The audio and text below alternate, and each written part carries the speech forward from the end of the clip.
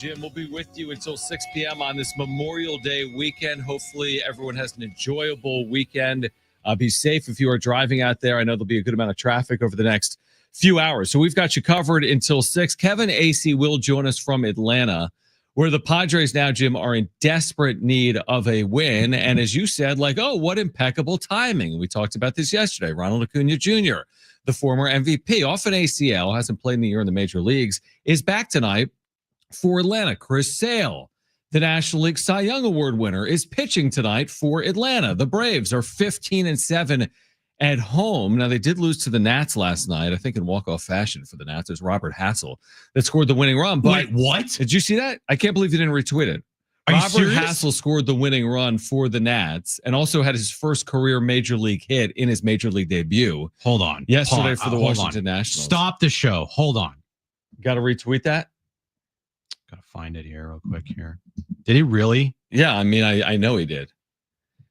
Okay. Yeah, he scored the winning run. He didn't have the winning hit, but he scored the winning run. He might have been a ghost runner. Oh, I'm not sure if he was or I not. thought he hit the game-winning. No. RB. Okay. But he scored the winning run in his major league debut.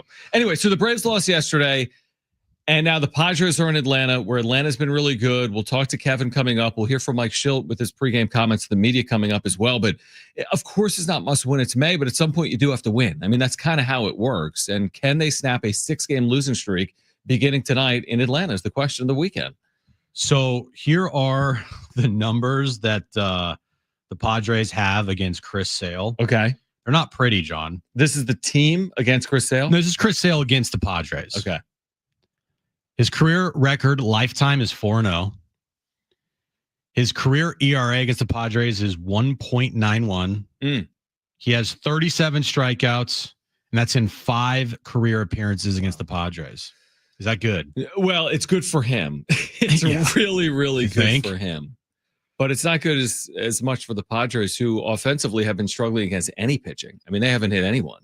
No. Let alone the reigning Cy Young Award. They couldn't hit the guy the other night against, I don't even remember his name. Do I. But he was one of the worst pitchers in baseball as far as giving up home runs. I think he led the league. He did. And giving up home runs. He gave up 14 and, going into yesterday's game. And they did hit one off of him, but he only let 2 runs. That was it. Yeah. So it wasn't like they hit him around at all. They had really no hard contact other than maybe a Jackson Merrill single and a Gavin Sheets 2-run homer, and everything else was just blah. Yeah. So I know yesterday the sentiment and the talk from the clubhouse, and you saw it from Kevin, and you heard it from AC, is that the offense has turned around a little bit, and this is how you get out of a slump. Actually, the team is still in a slump offensively, because there was one guy yesterday that did anything. Yeah, exactly. Right. That's such a good point. It was not a team-wide lineup. Like Manny was with 2 hits yesterday, he had an RBI, and then Merrill with a solo home run, then Tatis with a 2-run homer, then Gavin Sheets with a home run. Like, it was one dude. Everybody else was, and besides Jackson Merrill, everybody else in that lineup was bad yesterday. Yeah, they had 8 hits in 11 innings, 3 of them from Gavin Sheets. So the rest of the team had 5 hits in 11 innings, to your point. I completely agree with that. And here's the other conundrum you're walking into. It's not like they've been world beaters against left-handed pitching either. We've touched on that throughout the course of the year. And Chris Sale, again, those numbers are scary against the Padres. Here's the thing, and you made this point yesterday, and you would have made this point if they won. Someone has to be the one to put their foot down and be like, enough is enough. And Gavin Sheets did his best. He's not responsible for holding leads.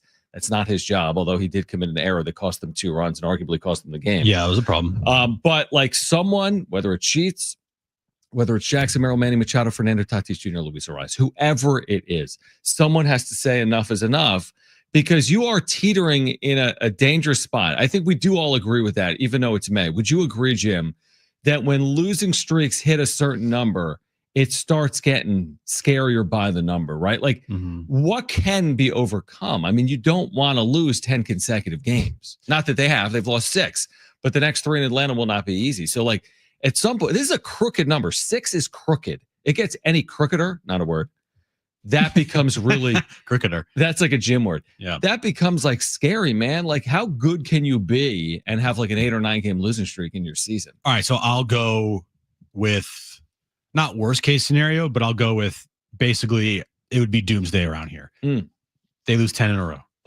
Oh, yeah. I mean, they lose 10. I can't remember. Doomsday. Yeah. I can't remember the last time this team lost 10 games in a row in a season. Like, was it 2020? I don't even remember. It would have been 2019 second half or 2021 second half, and I bet they didn't do it. Like, they would need to do a lot of work to get to 10 consecutive losses, but let's just go and say that they lose 10 in a row. All right. So that means they get swept. They get swept again here in this series, lose all 3 games in Atlanta, and they would lose the first game at home on Memorial Day to the Marlins. That is worse doomsday, DEFCON 1. They would still be 3 games over 500. No, sorry. They would be 2 games over 500. Maybe 2, yeah. So, as you say, well, how many, can you afford a 10-game losing streak if I'm going like worst case scenario in your season? I mean, honestly, yeah. You don't want to try it out. You don't want to like see if you can, but you end up losing 10 games in a row here. Not ideal, obviously, but you're still 2 games over 500. Most teams, if they lost 10 games in a row, they go from around 500 to, 8-9 games under. I'm so fascinated by the last time the Padres did something like that. Maybe it's not worth considering because they've only lost 6 straight. It has to end this weekend. I truly believe that. You can't go 0-6 on a road trip. It's completely unacceptable. Is my point. You can, but with their expectations and goals, it's completely unacceptable. I mean, I'm all the way back now, Jim, to 2018. You're gonna have to go back way back to find the last time they lost more than 7 in a row. They lost 7 in a row in 2018. I'm just going back and back and back. So you're gonna have to go back a long time to find the last time the Padres lost more than 7 games in a row. Hopefully we don't have to entertain it. I do feel as if we've said it though for a week. They're due for something. Nick Pivetta to shove, or someone to lift them out of this slump, or Fernando Tatis Jr. to look like himself. I mean, look at Tatis and Machado here recently with Merrill. It has been a complete and utter disaster. You add up those 3 players, Jim, over this losing streak. What does it look like? It looks awful. I have the numbers, by the way, for those 3. Thank you to Nick Lee on Twitter. Okay. For putting these numbers out there. Their last 7 games. Okay. Fernando Tatis Jr. is hitting 143 with a 486 OPS. Right. Manny Machado is hitting 154 with a 433 OPS. And Jackson Merrill is hitting 148 with a 355 OPS. So that kind of tells the story. It does. And as Nick on Twitter also points out, and we've talked about this, who's that vibe guy on the team? Who's that guy to lift everybody's spirits, to make people laugh, to make people forget that they're in awful slumps? I don't know who that guy is, but what you do know is when these guys do go into slumps, especially guys like Manny and Fernando Tatis Jr., they wear it on their sleeves. You can tell by their body language. Toddy is a guy that you can tell if he's hot or cold because of his body language. Same kind of thing with Manny a little bit. When Manny's struggling, I feel like it does affect everybody else in that clubhouse, because I don't think Manny is going to be coming in that clubhouse being like, come on guys. And trying to have fun and crack jokes. And maybe he does. I don't know. I just, from stuff that I've heard and things that have been reported, like that's not the case at all. Yeah, it's a really good point. Like, yeah, if he really is the one, if they go as he goes, you have to imagine what does that look like when he's not going well in the clubhouse. I think that is a really good point. By the way, I found it. Not that this is going to happen, hopefully, but they have not lost 10 consecutive games since 2013. And it was a year they weren't even that bad. They went 76 and 86, and they lost 10 consecutive games under Buddy Black. Everything's fine, guys. Other than that, their longest losing streak since 2013 is 7 games over the last 12 years. They have not lost more than 7 consecutive games over the last 12 seasons. They're trying to avoid a 7-game losing streak tonight. Isn't that kind of crazy? They have not lost more than 7 consecutive games in 12 years. And they're trying to avoid a 7th consecutive loss tonight. Is tonight a must-win game? No, because of your point, and I go back and forth with you. I agree. They could lose the the wheels fall off scenario where you lose 10 consecutive games. And I agree, like that could be overcome. It doesn't define their entire year. It doesn't mean they can't make the playoffs. But then again, maybe it does. Like, are they really going to lose 10 straight and make the playoffs this year? That's hard to say. Well, even if it did happen, there's still a lot of time to make up that Like 10-game losing streak. games, I know right. we're going to like full K. It's only 6 right now. It's not like they're at 9. Right. They could 9. You talk about 9. 10. You talk about it. Yep. But even if they lose 2 or 3 in this series, and they will have lost 8 of 9. Right.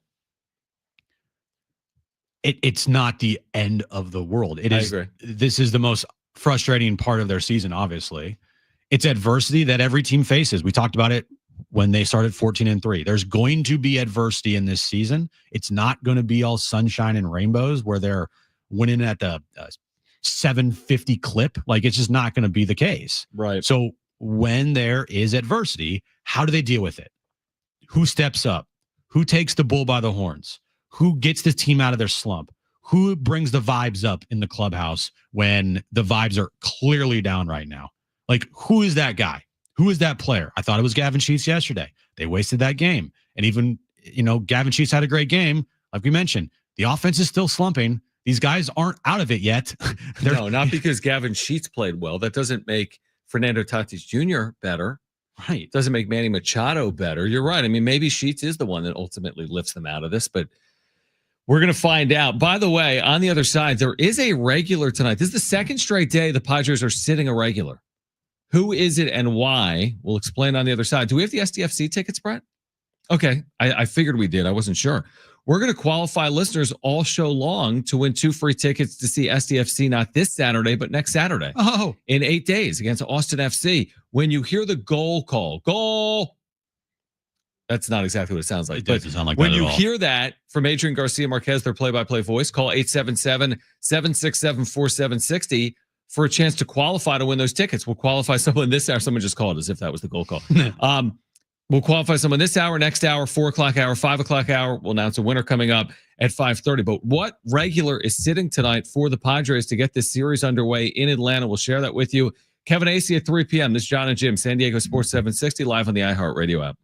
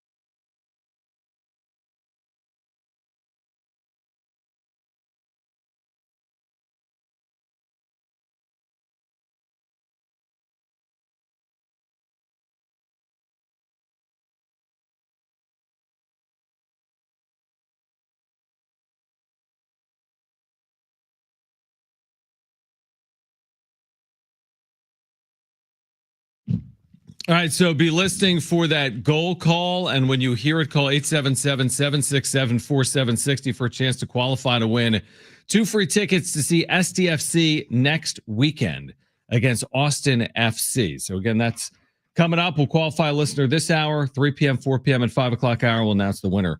Coming up at 5:30, John and Jim with you. Kevin Acey will join us at 3. Jake Cronenworth, who's been better against left-handed pitching this year than he was last year, will sit tonight. Jose Iglesias will start at second base. So Chris Sale, obviously a dominant lefty, and Jake Cronenworth, who at times has clearly struggled against left-handed pitching, will sit. Jose Iglesias in the lineup tonight for Mike Schilt after Xander Bogaerts sat yesterday. By the way, Bogaerts fouled a ball off his ankle. That was the reason given for him sitting yesterday and not starting that game. I mean, it makes sense that Jake isn't starting tonight. Why put Jake out there against a tough lefty? Yeah, exactly. The only guy in the lineup that's going to be in there that every single day, regardless, is going to be Jackson Merrill. Right. I thought you were going to say someone like Fernando Tatis Jr. I was about to go, wait, are you what? No, but they've rarely, correct me if I'm wrong, that they haven't really platooned Jake Cronenworth. Now, there's a reason tonight, to your point. Sale's as good as it gets, and Cronenworth's career numbers against Chris Sale aren't pretty. He's 0 for 10 with 6 strikeouts. So is that good? If there's a guy I don't care what you're making or who you are or if you're a regular or not. If you can't hit someone, you can't hit someone. So it makes complete sense. But by and large, Cronenworth is in there against lefties. They just drop him down. They'll bat him like 8th now against left-handed pitching. But today they're like, you know what? Why don't you sit this one out, bud? We need to score runs. We're not in position for you to go 0 for 3 with 3 Ks tonight. Yeah. You know what I was thinking too? I don't. We've been talking about jinxes and everything the last week or so. We've been trying stuff. You've eaten chicken. You put it was really good. Jackson Merrill card in salt. I did an exorcism on the wrap-up show. None of it's worked. We've asked ChatGPT multiple times about what to do. Nothing has worked. Maybe what works is the Padres going up against somebody that completely owns them. Oh, like the reverse of the jinx, because it doesn't really make sense, but it would make sense to end it in a game like this. It would make sense tonight that they knock around Chris Sale a little bit for 5 runs in 4 innings. I agree. I mean, we've been saying that a lot. I hope today is that there will be a day we're correct if we keep saying that. Right. That's why I'm continuously going to say it. Now, I do actually correct. I do wonder if it's just going to take you leaving the continental 48 states, because you're going to Hawaii for a honeymoon anniversary tomorrow. And the last time you left the continental 48 states, they went 10-0. Oh, I am guaranteeing a win at least tomorrow. Because you're leaving San Diego. Guarantee. It might take that. I'm guaranteeing that the Padres will at least win a baseball game tomorrow. Tonight, I can't promise anything. I thought you were going to say, I'm guaranteeing they're going to win a game while I'm gone. Well, I hope so, because you're gone for a week, so they're going to need to win. I'm going with tomorrow night. They are going to win that game because I'm going to be in Hawaii, and of course they're going to win when I'm in Hawaii, right? Yes. So if nothing else, even if tonight doesn't go well, rest assured this will end because Jim is going away. Now, I will say, when I leave and they still are struggling, I don't know how many games I'm going to miss. So tomorrow, 10. 2, 5. I'm going to miss 8 games. I'll miss 8 games. Okay. If they end up going 2-6, then we know nothing will work. If they go me leaving, all the jinx stuff that we've done, you eating chicken, nothing will have worked. If they go 2-6, they're not good. At some point, we're going to look up and be like, is this team good? I mean, can you really have a stretch like this? And the answer is yes. I mean, teams have had bad stretches in good years, but every Padres fan is going to look up if after the Pirates and Marlins homestand, they're going 2-6 and be like, this team's not good. What you need to be worried about is if they go 8-0. Because then you're going to be doing the show from Hawaii for the rest of your life. Yeah, exactly. If they don't lose, you're not coming back. Here's the thing. I'm okay with that. Yeah, I think you should be. I'm okay with that. On your dime. Yeah. Then that might be a little bit of a problem. But if iHeart San Diego wants to pay me while I live in Hawaii, I'm cool with that. By the way, we've been asked repeatedly on social media and now in our chat over the last 48 hours and have not addressed it at the wrap-up show or here about this fake news story about a scuffle in the Padres clubhouse that was reported by a fake X channel that's talking baseball, but the word baseball spelled incorrectly. It didn't happen. Kevin is with the team. There are no scuffles. They're scuffling, but there's been no scuffle. Just be someone put something on X, and there's been a lot of people to ask about this. And I've seen it on Reddit, I've seen it on social media, I've seen it in this chat. There's no scuffle. They're just scuffling, right? So I saw that this morning. I've seen it for days. And it's a classic example of just complete misinformation out there in the world that people just will think anything is true because it's online. I agree. It is such a joke. There are certain people that you need to listen to, and that's it. And that's like Jeff Passons of the world, John Haymans, Kevin, Dennis. And me and Jim. Well, I'm just talking about like people that cover the sport. Yeah. If you are taking your news off some random stupid Facebook post or some random stupid X post. What about talking baseball with the word baseball spelled wrong? Well, is that a good source? Well, I have an idea. Why don't you actually, if you are this person, I'm not trying to be mean, but I'm just telling you, like, take a double look before you believe something. Like, look at what actually the source of the report is coming from, because there's a good chance if you read it and you go, that's crazy. More often than not, it's fake. Well, Darnay sent it to us a day or two ago, and he's like, I nearly fell for this. This was from Talking BASABELL, Talking Bossabell. Yeah, I know it's fake. So it's fake, but everyone is wrong with this to the point that it has 6,000 likes and it has 600 retweets. 6,000 likes and 600 retweets. It has a check mark because you can buy them. Yeah, that's another problem. But I bet you, if you go to the quote tweets and you go to the replies, there are a 75% at least people that actually believe that. That's what I'm saying. Well, also, as you scroll, some people aren't as concerned about it as me and you. Like, well, this is our job. But if you just scroll, like, oh, wow, I can't believe that. If you're in Washington, D.C., you're like, man, the Padres are really sideways right now. You're just scrolling. I know. The second I saw it and I read it, I knew for a fact that it wasn't true. So I didn't put anything into it. So, it's easy to dupe people nowadays. Like, it's very easy to dupe people. Dude, and look at the it's videos. Like, yeah, it's that account. The NBA Centel account's pretty funny. MLB on the FAX. Yeah, the FAX. Yeah. But I mean, I saw this on Facebook and I was like, that's why I don't do anything on Facebook, because it's just like a bunch of misinformation there. And I looked at the comments and I was scrolling down because I wanted to see the first person that was going to say, like, this is fake, guys. This is stupid. Don't believe this. It took me like 35 comments to find somebody before somebody said, guys, this is fake. That's sad. Is it possible this year that this becomes an accurate story, that what's being reported, sources say it began after one player questioned the team's leadership? Now, it's come up in Padres history, this type of situation, but under Mike Schilt, that would really surprise me, even with them going sideways right now. All right, more on the Padres as they get ready for the Braves coming up on the other side. Kevin Acee will join us at 3 p.m. We'll hear from Mike Schilt, by the way. When we have his pregame audio from his pregame press conference, we will share that with you coming up as well, and be listening for that goal call when you hear it. Call 877-767-4760. We're getting you ready for Padres and Braves to kick off this Memorial Day weekend. It's John and Jim, San Diego Sports 760, live on the iHeartRadio app.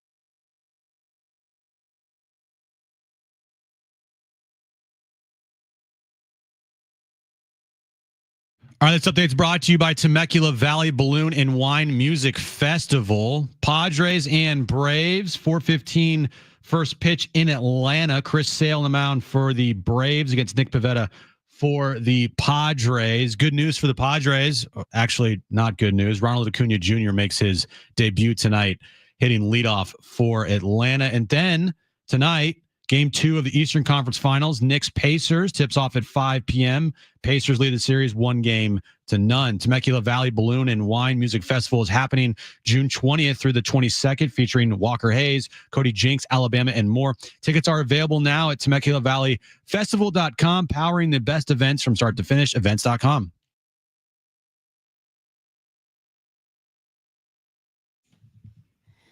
All right, John and Jim, San Diego Sports 760.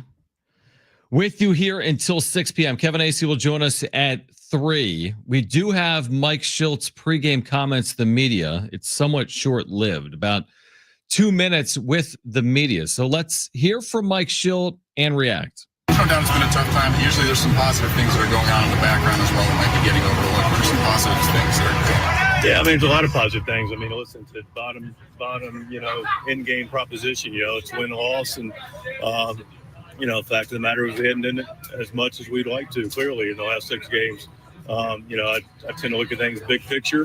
What's going on positively is this group's really together, it's competing together, enjoys competing together.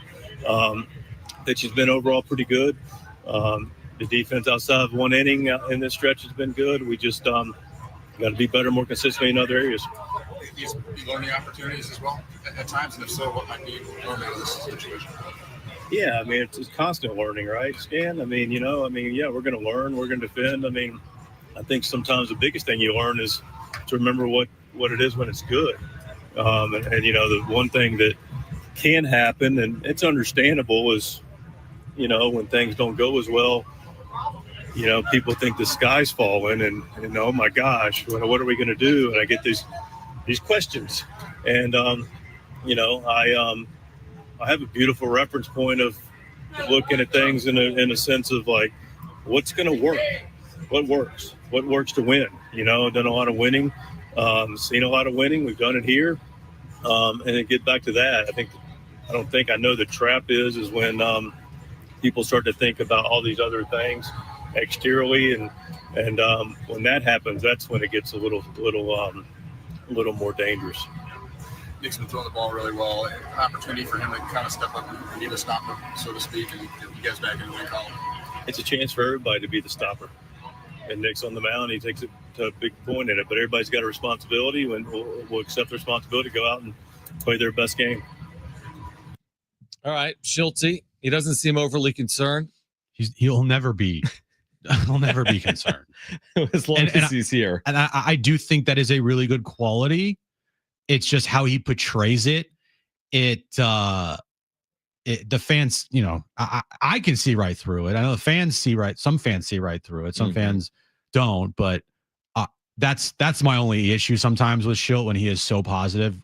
Like, Mike, the guy's like 0 for his last 15. What are we doing here? You know what I mean? Like, oh man, this guy's been unbelievable for us. It's like stop. Or like he's like, our defense has been really good other than 1 inning, but the inning he's referencing was a 3-error inning. But there was an inning yesterday that cost them 2 runs with their defense. Yeah, I would have asked the question of, Mike, like, how are you keeping your spirits up here in the clubhouse for, the stuff that we don't see? What are you guys doing in the clubhouse to make sure that your spirits are up? Not what positives have you seen with this team during a 6-game losing streak? Yeah, or where do players turn when things are going tough? Who is the player that's going to lead them out of this? Not on the field, but off of it. Yeah, that's a very good one. And he would say, we got world champions in here. We have Hall of Famers in here. I would probably ask that question maybe to a player. Like, we can ask that to Kevin. Yeah. Like, hey, Kevin, who is the guy in the clubhouse that the players look to when times are tough and when the vibes are down? Who's that guy in the clubhouse to bring the room up, right? To make people laugh, to bring the vibes up? Who is that guy? Because doesn't it feel like that's also, you can throw that into the issues as well with the 6-game losing streak? It's not just what they're doing at the plate, which is the most important, but we do know these guys are human, and it's not just mechanical and robot style and video game style where you only, existence is at the plate. It's what you do in the clubhouse, on the plane, at the hotel, team events, dinner. Like, are these guys like just completely bummed out right now? That's why I was always taken aback by what Manny said 2 years ago when he said this isn't high school baseball, when he basically said everyone has a personal responsibility and accountability to the team. But that's not how sports typically work. I mean, there's something about being a cohesive group that can make you better. And I think we felt that a year ago. They clearly were connected, not just on field. It wasn't just happenstance that they went 43-19. It wasn't because they didn't like each other. It's probably because they did and then had to play some type of role. Right now, they just seem like they're lacking. I don't know. Like, again, a year ago with Profar, the vibes guy, it feels like maybe they are lacking some of that. Like, who is the one? I see Tatis now, and he's not like, I don't know. He's not the vibes guy. Dude, when Tatis isn't going well, he's not the vibes guy. Dude, he already has had a moment this year where people were questioning, is Tatis like sad? And that was a real thing. Yeah, he said he was. And talked to AJ Preller about this. It was a week ago. Right. He said that. So Tatis has been dealing with some up and down things, and he's been sad at points of this season. Yeah, who's going to step up? And not just who, but how many? Yeah, because it needs to be multiple. I know Schultz says who's going to be the stopper. Well, yesterday was Gavin Sheets, and then you blew that. So you wasted that, game stopper game from Gavin Sheets, and I feel like it has to be an entire group. It has to be a collective group. I want to see everybody on the top step. I want to see everybody cheering for each other. I want to see everybody having fun in the dugout. Like those things are what the team did last year. Now they were winning a lot, so it makes it easier. And we had the same discussion in 2023. Remember, they were trying the piñata stuff to try to get things going, and it just didn't work. Yeah, exactly. That was a year, guess what? Without Jurickson Profar. 2024 with Jurickson Profar. 2025 without Jurickson Profar. Like, is it fair to kind of like, you almost kind of question their fight a little bit? What kind of team has a 30-inning scoreless streak and a 27-inning scoreless streak within the same 6 weeks, and also goes 0 for 39 with runners in scoring position in there? Like, that didn't happen last year, not by happenstance, but for a reason. Wow. The worst of the worst last year was not for a lack of fight. They just happened to go 24 consecutive scoreless innings against the LA Dodgers in the most impactful time of their season because they wanted it too much, and they played their worst when they needed to play their best. Okay, so it happened. Mm-hmm. But now in the regular season already, twice this year, when seasons are not on the line and you're playing like random teams, they've had a 30-inning scoreless streak and a 27-inning scoreless streak. If I see that I'm the general manager, I need to ask myself, if I put a group out there that 1 through 9 is giving me a chance to score like I was able to score in 2024, like, isn't that concerning that they've had multiple prolonged scoreless streaks already?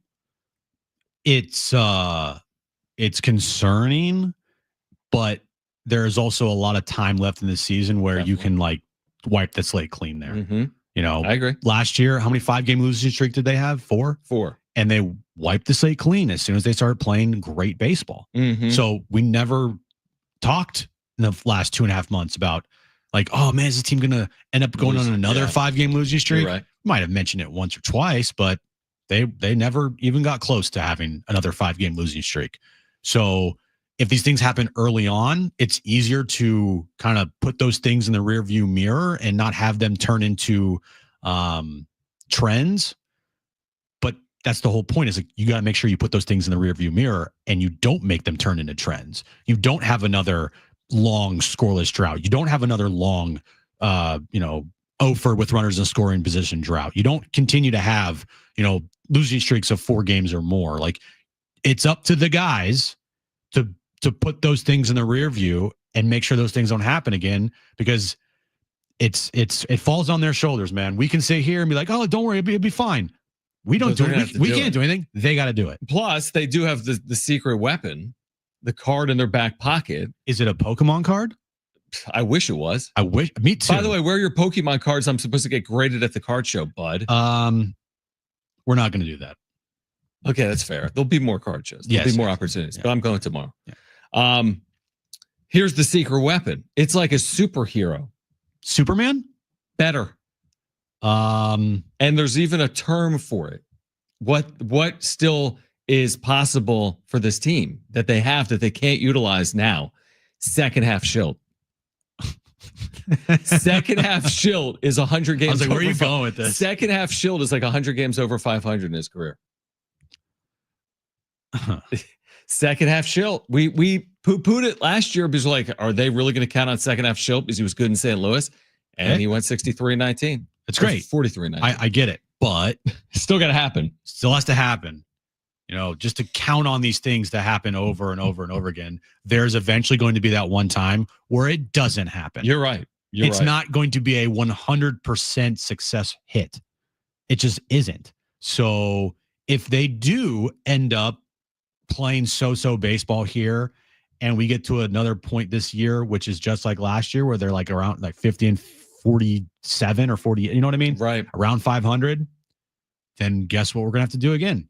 We're going to have to count on something that isn't 100% successful all the time, even though he has been over his career a manager that has done well in the second half. But like I said, there's going to be one of those years where it just doesn't work.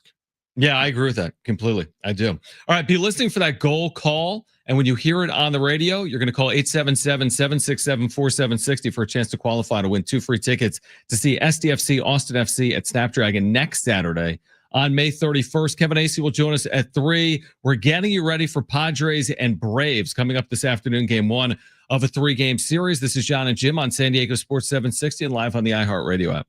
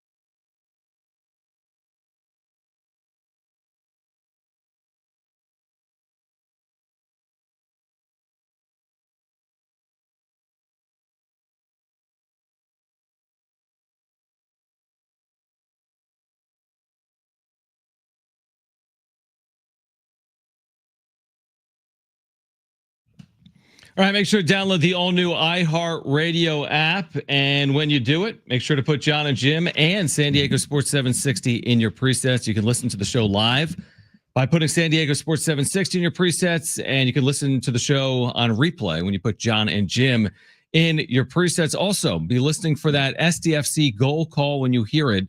Call 877-767-4760 for a chance to win 2 free tickets to their upcoming match May 31st. So Kevin will join us in about 10 minutes. Kevin Acee, our Padres insider. He is in Atlanta, where the Padres will open this series at 4:15 Pacific. Ronald Acuna does return for the Braves, which is a huge storyline, obviously, for Atlanta. Yeah, maybe not as much for the Padres. And maybe that's one of those things too, Jim. It's like anything that can go wrong will go wrong when you're not playing well. Like, oh, we're not playing well, and here's Chris Sale and Ronald Acuna, as I said, on this Friday night. Maybe this is what turns it around. A game where literally nobody expects the Padres to win. Like, nobody. You're on a 6-game losing streak. You're facing a pitcher that has owned you for the last however many starts that he has against you. Mm-hmm. A team that's getting their, one of their best players back from injury, and a former MVP. You're still on the road. Atlanta's played really good baseball at home. Maybe they have in the back of their mind a little, revenge on their mind after their 0-4 trip here to start the season. Right. So with all that, maybe that's why tonight's the night that they just end their 6-game losing streak. They win 5-2. I like clean that. game. Manny has a home run. Toddy gets a home run. Merrill gets a couple hits. Clean outings from the bullpen. Nick Pivetta goes, 6 innings, 2 earned runs. Maybe that's how they end the losing streak tonight, or they lose again and they've lost 7 in a row. We'll find out in a few hours. You're right. Nick Pivetta, by the way, is there any concern with what he's done on the road? Now, there was the Colorado start, but there was also a Wrigley start. I have his numbers. He's got a 5.21 on the road. It's elevated from allowing 6 runs at Coors Field in 4 innings. Again, it's like you add all this stuff up, and maybe because it doesn't add up, the Padres will win. He's made 10 starts at Atlanta at this ballpark, Truist. Oh, don't say it. And he's got a 5.4 ERA. No, that's not the jinx is if he had a 0. But still, it's not like good. It's awful. Just like you just said, the bad stats, maybe it doesn't make sense, and that's why they win, right? Yeah. A jinx is when someone has a 0 ERA. Okay. That's a jinx. I was just, yeah. Okay. Yeah, you're right. You're right. Didn't you just I know, you're right. Yeah. Put all the bad stats into one pot. Exactly. He's been mix bad it around. He's been bad on the road. He's been bad at Atlanta. Yeah. Chris Sale's been really good against the Padres, right? It's like a witch making a potion, and then just throw all this bad stuff in there, and it turns into like this potion to make you superhuman, or I don't even know. Yeah, I know. Exactly. So again, and if it doesn't happen tonight, I mean, your initial point is a good one. If it doesn't happen tonight, I mean, it's not like this ain't game 4 of the NLDS. It's not game 5. Now you're going to have to put yourself in a position to get, hopefully, to the NLDS, and no NLDS has been determined in May. So maybe this is just the ebb and flow of a long season is what's playing out right now for the Padres, potentially, is what we're seeing. It's game what, 50 something? No, not even. You're at 49, Yeah. 49. Yeah. 49.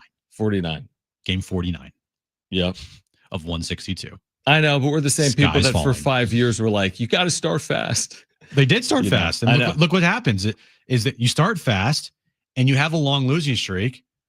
It's a good thing you start fast. It's a good thing you started fast. Yeah. That's exactly why we have been, carrying the flag of you need to start fast for the last 4 years that we've had this show. Right. Because of situations like this. Yep. You are going to eventually have a dull down moment in your season. And if you start fast, it can withstand these types of moments. Not fully, but like I said, you look up here, they're still 27-22. And it's not the end of the world. There are a lot of teams in baseball that would die to be 27-22 right now. One of those teams is the worst team in the history of the sport, the Colorado Rockies. Right. They're 27-21. Sorry, 27-21. Right now, but you're 100% right. And there's a lot of teams that don't have the same record or have a worse record than the Padres. You're right. I mean, do I eat chicken every day, as the chat is suggesting, if they continue to I don't know why I would eat chicken if they're losing. Someone in the chat says that Lav in the chat says Jim has to be a vegan until they win. JD's third has been saying don't give the team food or water until they Starve win. them. Starve them. What can we do to turn this thing around? The problem is we've tried too hard. It's not on us. Yeah, and I'm going to Hawaii, so there's a 0.0% chance that I will not eat meat in Hawaii. So No. You have to eat meat in Hawaii. And again, the one thing that might save the Padres season is Jim going to Hawaii. If they lose tonight, that's all we got left, really. We're down to that. It's all we have left is I have to leave the state.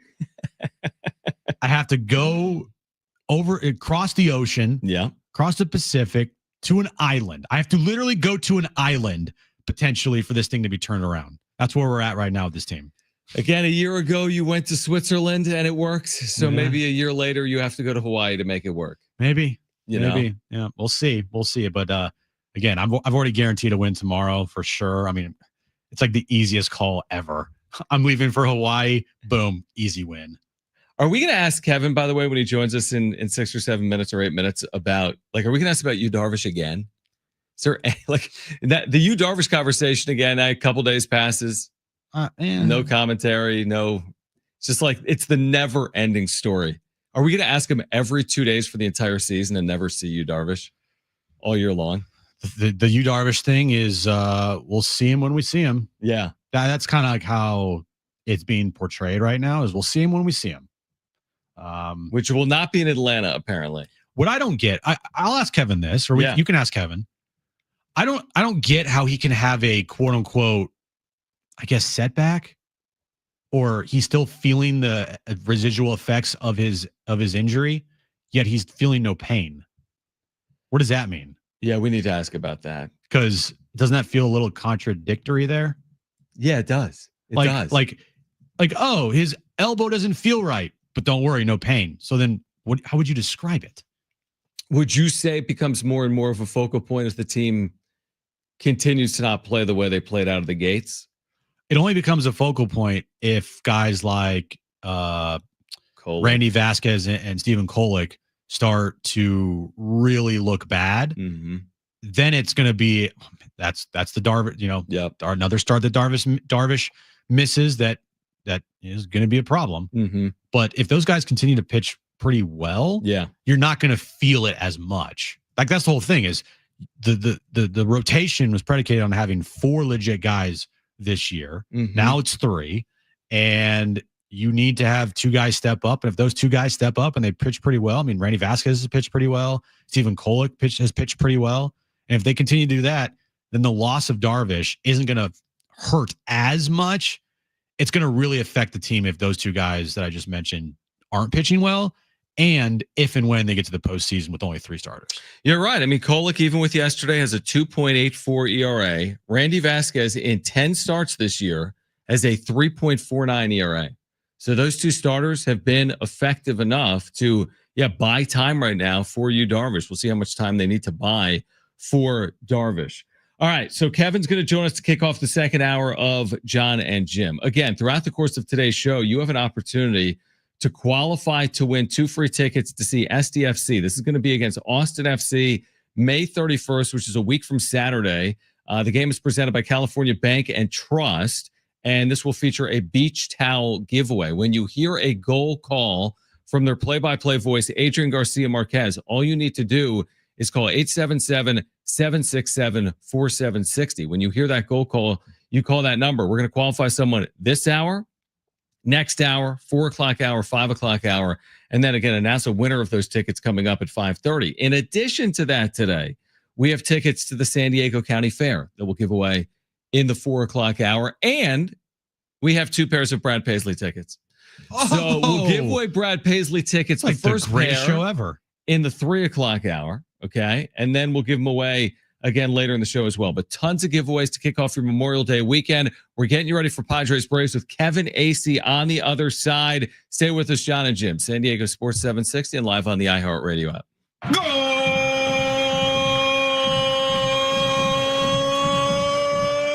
Anders Dreyer was dancing. He's a goal machine.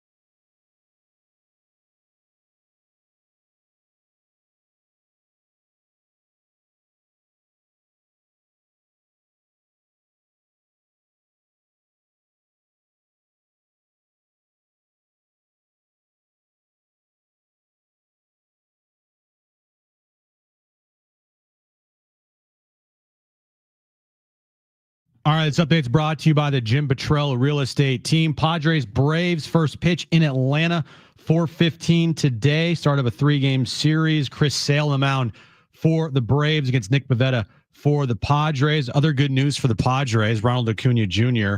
is back with Atlanta hitting leadoff for the Braves today. And the Eastern Conference Finals back at it tonight. Game 2 in New York. Knicks Pacers. Tip-off is at 5 p.m. Would you like to know what your home would sell for today? Get a simple text message with your home's value by texting your address to 855-600-6000. You'll get no phone call, just a text. Jim Petrell has the buyers. Simply text your address to 855-600-6000.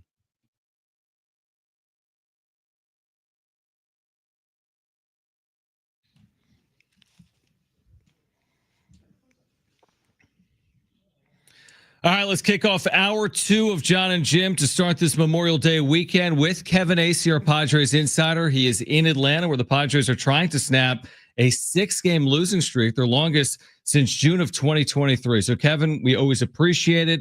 We hope you enjoy your weekend in Atlanta. And I guess the question is this, Kevin, as they've lost 6 straight. A year ago, they had 4 5-game losing streaks. They also had Jurickson Profar, who got a lot of this credit for being someone to just pull this team together, right? That vibes guy.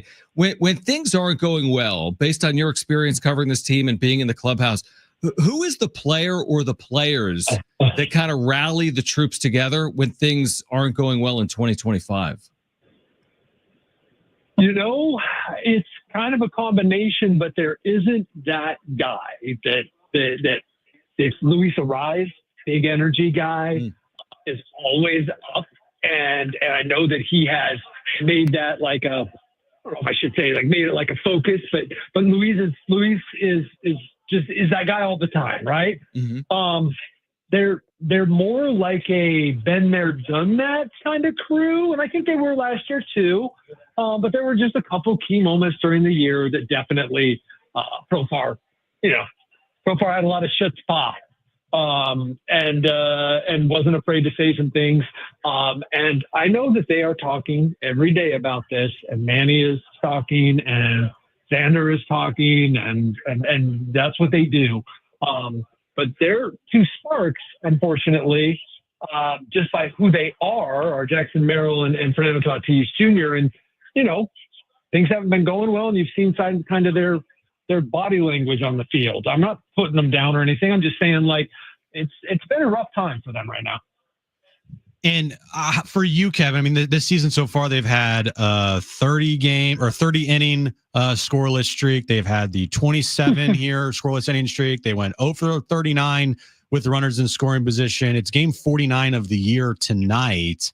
But you don't want to have this continue and become a trend this year. Are you concerned at all? No. There's been so much good between that, because Jim, that's a really good point. There are some things that are, all I can do is draw on my experiences, right? And there are some things that are starting to kind of creep up like that. And they're reminding me of seasons that sort of went off the rails. Now, I'm not saying this one is, but my antenna is up because of those things you brought up and a few other things. Yeah. But they're also in between are doing things that they didn't do in 23 and even in 21. They're a different kind of team. I am surprised. Look, I didn't think they were a 6 lot. Anyone can lose 6. It'd be foolish of me to say that they couldn't do that. But I am surprised at how they have not been able to manufacture a win here, but that's just how incredibly cold they've been. Kevin Acee is our Padres insider. He's in Atlanta, where the Padres and Braves kick off a series in about 1 hour. You used the term antenna up. We've been using that a few times recently as well. Is there? We've seen your reporting on Darvish. I think we talked to you on Wednesday about it. The no residual effects, or he's feeling residual effects of pitching, but he doesn't have any pain. Is your antenna up on Darvish? Do you feel as if you have the full story, or maybe that's, it's hard to have the full story because that's the club's job, not necessarily the reporter's job. Do you have any more clarity when it comes to you, Darvish, or not? I feel I feel like I have the full story, and I've been trying to explain it as there is no full, the full story is this is up to Darvish. He's feeling tight. He's feeling like he can't pitch and then pitch again. He doesn't want to do that to the team. He, isn't certain where he's at. He pitched really well. That's like by all accounts, like his stuff, his velocity. It's just that he didn't feel bad afterward. Like, there's something wrong. I got, this is the telltale sign. I got something on my elbow. It was that he doesn't feel right afterward. Again, like a veteran gets this deference. And now it may turn out that he's never better. I mean, I'm just saying that. Like, that's not what anybody thinks. But like, he hasn't been out there yet. So yeah, my antenna's up. Like, what's going to happen? But he's back in San Diego. He's playing catch. And here's the reason that I'm believing what the people are telling me is that they have said they were going to defer to Darvish all along, and they are. And they're not in alarm mode yet. They're in, hey, let's let Darvish keep driving this. Now, look, at some point here, he's going to get checked out just to put his mind at ease. At some point here, it's going to be, all right, you got to get on the mound, man. That's just a fact. Like, it's like he's not doing any good to not. But at this point, it has to be left up to him as to like the next steps. And I just don't think they're like, when we talk Friday, we don't have to talk about it. I'm joking around here. Yeah. We don't have to talk about it again because like there won't be anything until next week. There just won't. It's not like I don't even think he'll get on a mound until then. He'll continue to play catch. It's not an intense catch from my understanding. And next week they should have some clarity about what the next step is. Look, at this point, he's got to throw some bullpens and probably do a rehab start. But then again, Darvish is unique, man. Darvish could probably go out tomorrow and throw 50 innings, or I'm sorry, 50. He could throw 50 pitches in a major league game for you, right? Get you through 4 innings. But he then is worried about how he'd feel the next day and, be able to go the next start. So I do believe that we have the full story. It's what we're all not comfortable with is that there's this guy who has the elbow who is in charge of this. And he's not feeling for the good of himself and for the good of the team that he's ready to go. That'd be incredible if he pitched 50 innings tomorrow. That'd be awesome. That'd be incredible. I mean, we've seen him do a lot of stuff. He throws 47 different types of pitches. It would be amazing. Yeah, it would be. Have you talked to Manny at all about the lack of power with him this year, or are you just kind of letting that one slide here until the season progresses a little more? I have meant to, and I've talked to Manny so much, but I had to talk to him about himself for a big story I did. Yeah. I had to talk to him about his errors. I had to talk to him about the team sucking. So you know what? That has slipped through the cracks. I was just saying today that like he was so hot for a while, and it's Manny, and you guys have said it. Oh, he's always going to have his 28, right? Yeah. I think that's what it is. The only guy with 28 for 9 straight 162 game seasons in the major leagues. It's Manny. But we're getting on June here. So, yes, I need to talk to Manny about the power. I have talked to others. They like his swing. They think that those homers will come. I don't have any clarity on what is happening here. He's been hitting the ball hard. But no, I have not, because there have been so many other things to talk to Manny, and that one slipped. It's interesting. We went to his Baseball Savant page, Kevin, yesterday on during the show. We were clicking around. You can click on each and every hit he's had, right? And it shows a video highlight. We clicked on his 3 home runs. One of them's been a Petco for whatever it's worth. He hasn't hit any of them more than 400 feet. He hit 389, 391. 400 for whatever it's worth. He just hasn't had, none of the 3 have been these prodigious blasts. He had that big one in Pittsburgh that was important that tied the score, but he just hasn't, again, he's been lacking power to this point. And I'll couple it with this question. Whose struggle would you be most concerned with right now? Would it be Manny, Jackson Merrill, or Fernando Tatis Jr.? Among those 3 players that are scuffling, who is most concerning from your seat? Man, you guys are good. I'm hearing really good things about the work that Jackson and that here in the last few days, Tatis. And not that I'm not hearing that about Manny, but Manny's work is just the same. Manny's the same for the most part, right? Manny's pressing a little bit. I'm going to say Manny because of his importance, because of where he hits, because of his ability to go on these tears that carry the team, and then to go in these ruts that aren't generally as long as his tears, but they can sort of sink the team, right? It's hard to string, no one's hitting, but it's hard to string together hits when the guy your number 3 hitter isn't hitting. And when I say he's not hitting, we all know, like, it's like 2 for 31, something like that. So, or maybe it's not, but it's a lot. It's bad. I would say him, though I can make an argument for Toddy as well, because we're now in one of Toddy's funks. We're now in one of Fernando's funks where he wears it in his shoulders, his sulk, his chasing pitches that he wasn't chasing and doesn't chase when he's hot. And then, boom, Manny, you hear about the work being good, and Tatis comes right back and then goes, has 4 home runs in eight games, and he's fine. So, but I'm going to say Manny. I don't know what you guys have kicked around. We haven't even really kicked it around that way. Like, I guess the question, I don't even know what I'm asking other than, like, who's going to get out of that funk, quote unquote, last among those 3? Because, someone will probably be slower than the other 2. They'll all get out of it at some point. You just got to make sure that they're not all having. If you look at it, here's what's remarkable is how good. Now, Toddy, it's been a bad May, right? Like, you got to go back. And it's been now whatever it is. Is it 18 games?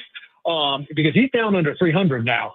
But it's remarkable how good Merrill and Machado's numbers still are when they have been in such a bad funk. So, like, I wouldn't be surprised if all 3 of them got hot. Do you see any fatigue with this team at all right now? I know me and John talked about the other day as, like, maybe need to give somebody a day off. I'm like, you can't give everybody a day off. You're in a 6-game losing streak. Like, they got to grind this thing out. Yep, that's the problem. Now, look, they have also had some off days, so I think they've come out. I think they were fatigued. I do. I do think that they were fatigued. I do think they ran into some good pitchers. I do think the fact that they didn't see a good starter yesterday helped them, though it really only helped 3 of them. And I do think that they were, a lot has happened here so far this season. I do think they were a little fatigued. I don't think that's like, I don't even want to say that to be alarming, or people be like, well, why are they fatigued? I think they were there was a lot happening, and they were playing some hard ball too. If you notice, they've kind of stopped the running a little bit. Not that people have been on base to run, but even before that, they throttled back a little bit. I think their bullpen was definitely fatigued. But I don't know that this thing's ever playing bad. Yeah. Or the offense has been playing bad, and then it leaked over into the defense a little bit. And the fact is, they could have won 3 games in New York, or at least 2 in the bullpen. It's just been a bad ride. I mean, what is it? Is it 4-9 over the last 13 since that first loss in New York?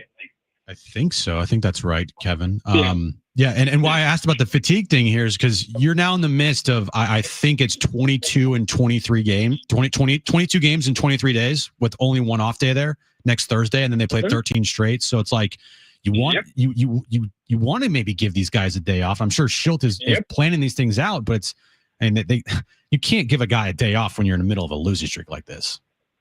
You got to figure that, he's really open for that, because either way, like, someone's getting a day off and someone's maybe getting a DH day when they have a game here at 1 Pacific on Sunday. So it's a little later, right? And then a game at 5:40 in San Diego the next day, and it's game 7 out of 9 in a row. Like, he would love to be able to do that. But you are right. It's something to watch. And it's something to watch because, at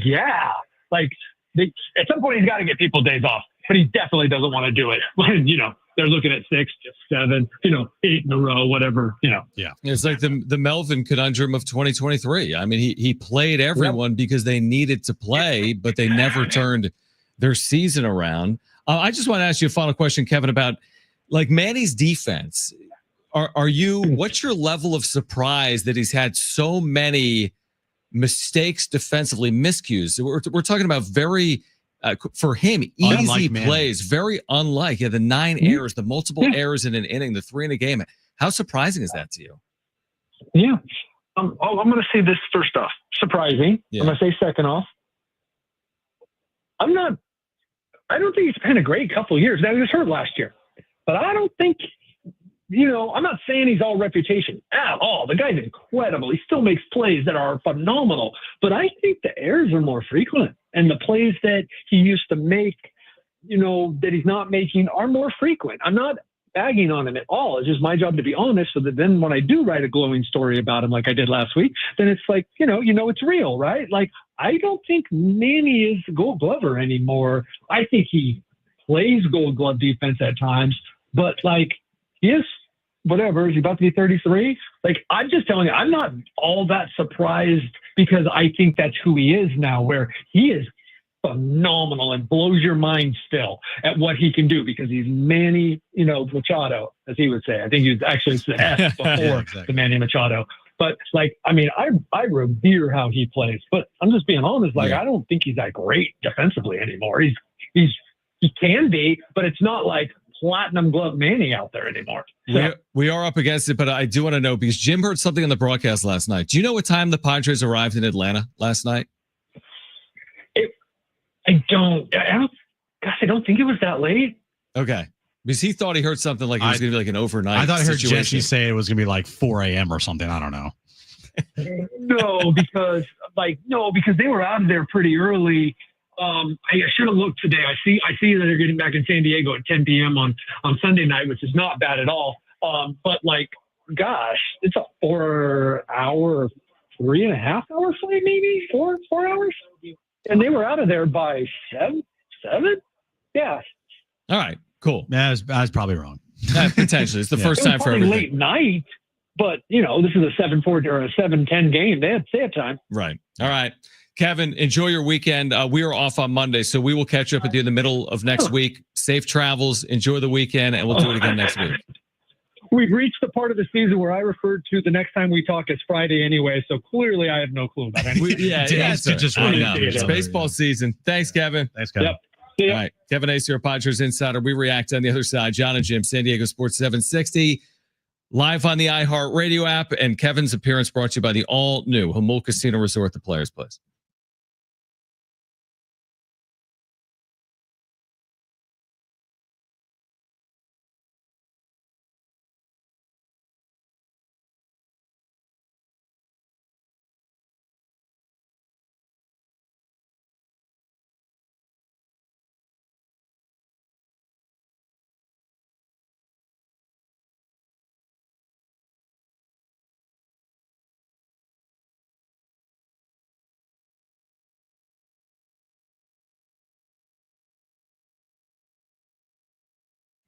All right, hey guys, it is John and Jim for the all-new Humboldt Casino Resort, the Players Place. You can get out there this Memorial Day weekend. Also, coming up in the middle of June, Saturday, June 14th, their Players Party. Get ready to kick off summer in style. Enjoy $20 free play for all from 6 a.m. to midnight. Indulge in free food for everyone, 11 a.m.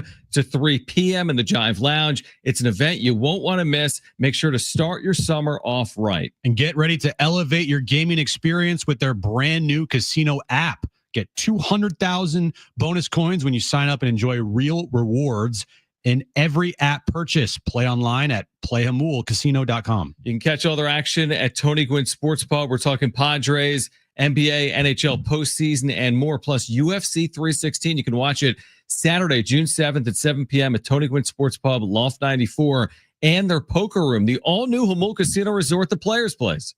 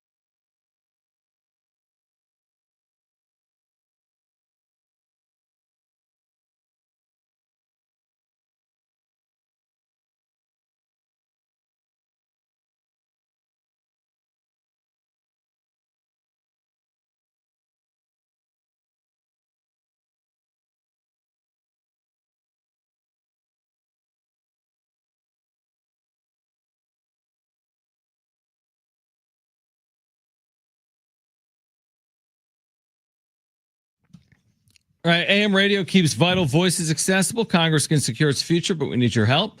Text AM to 52886 now to support keeping AM radio in cars. Tell your member of Congress to pass legislation now. Keep AM radio in cars.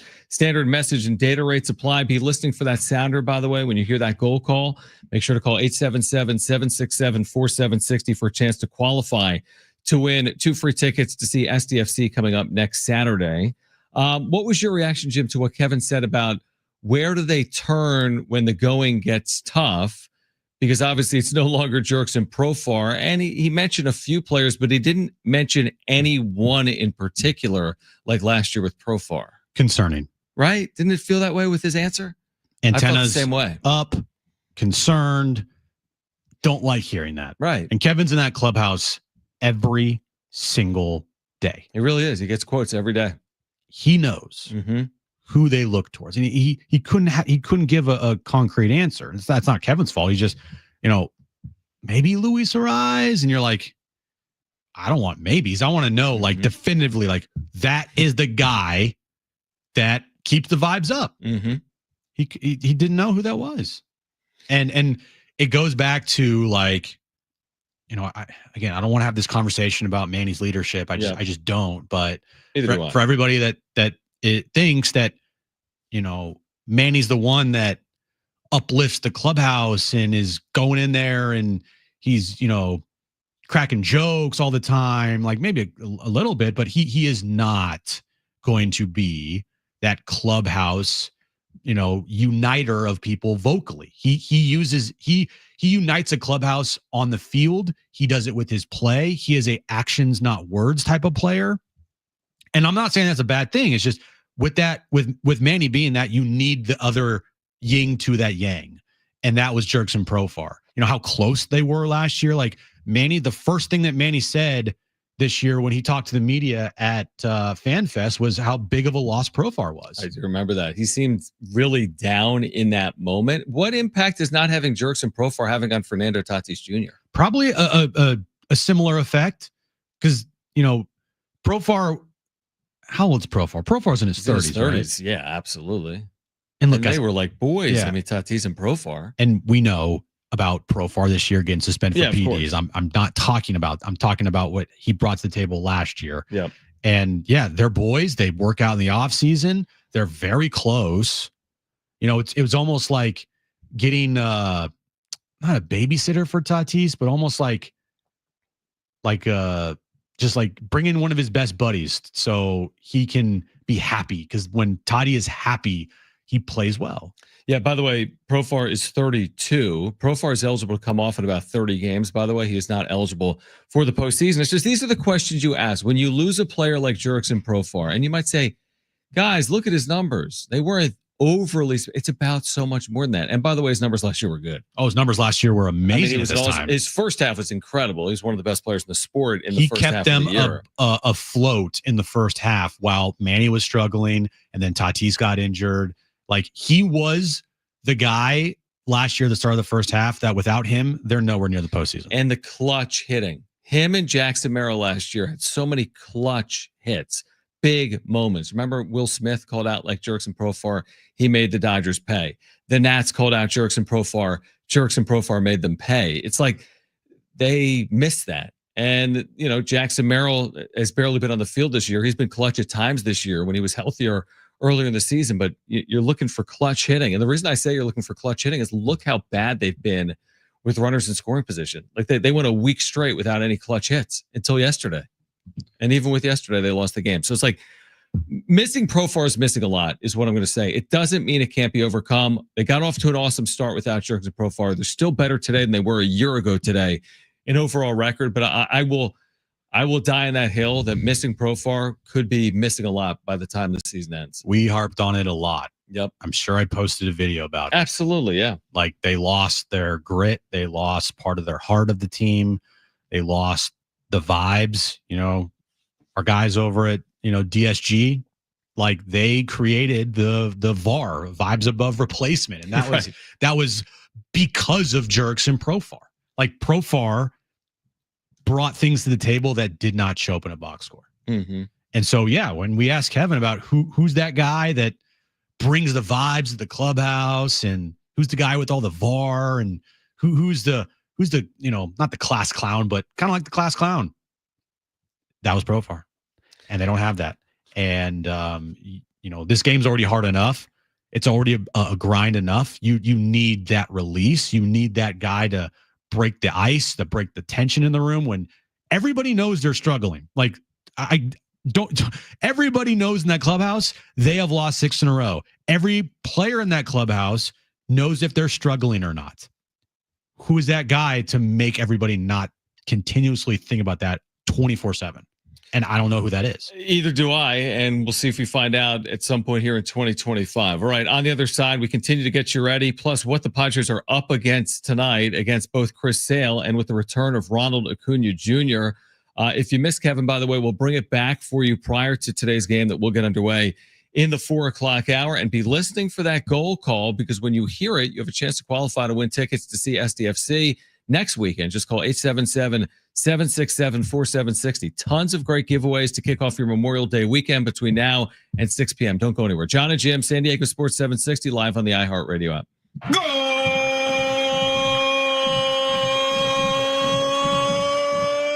Anders Dreyer was dancing. He's a goal machine.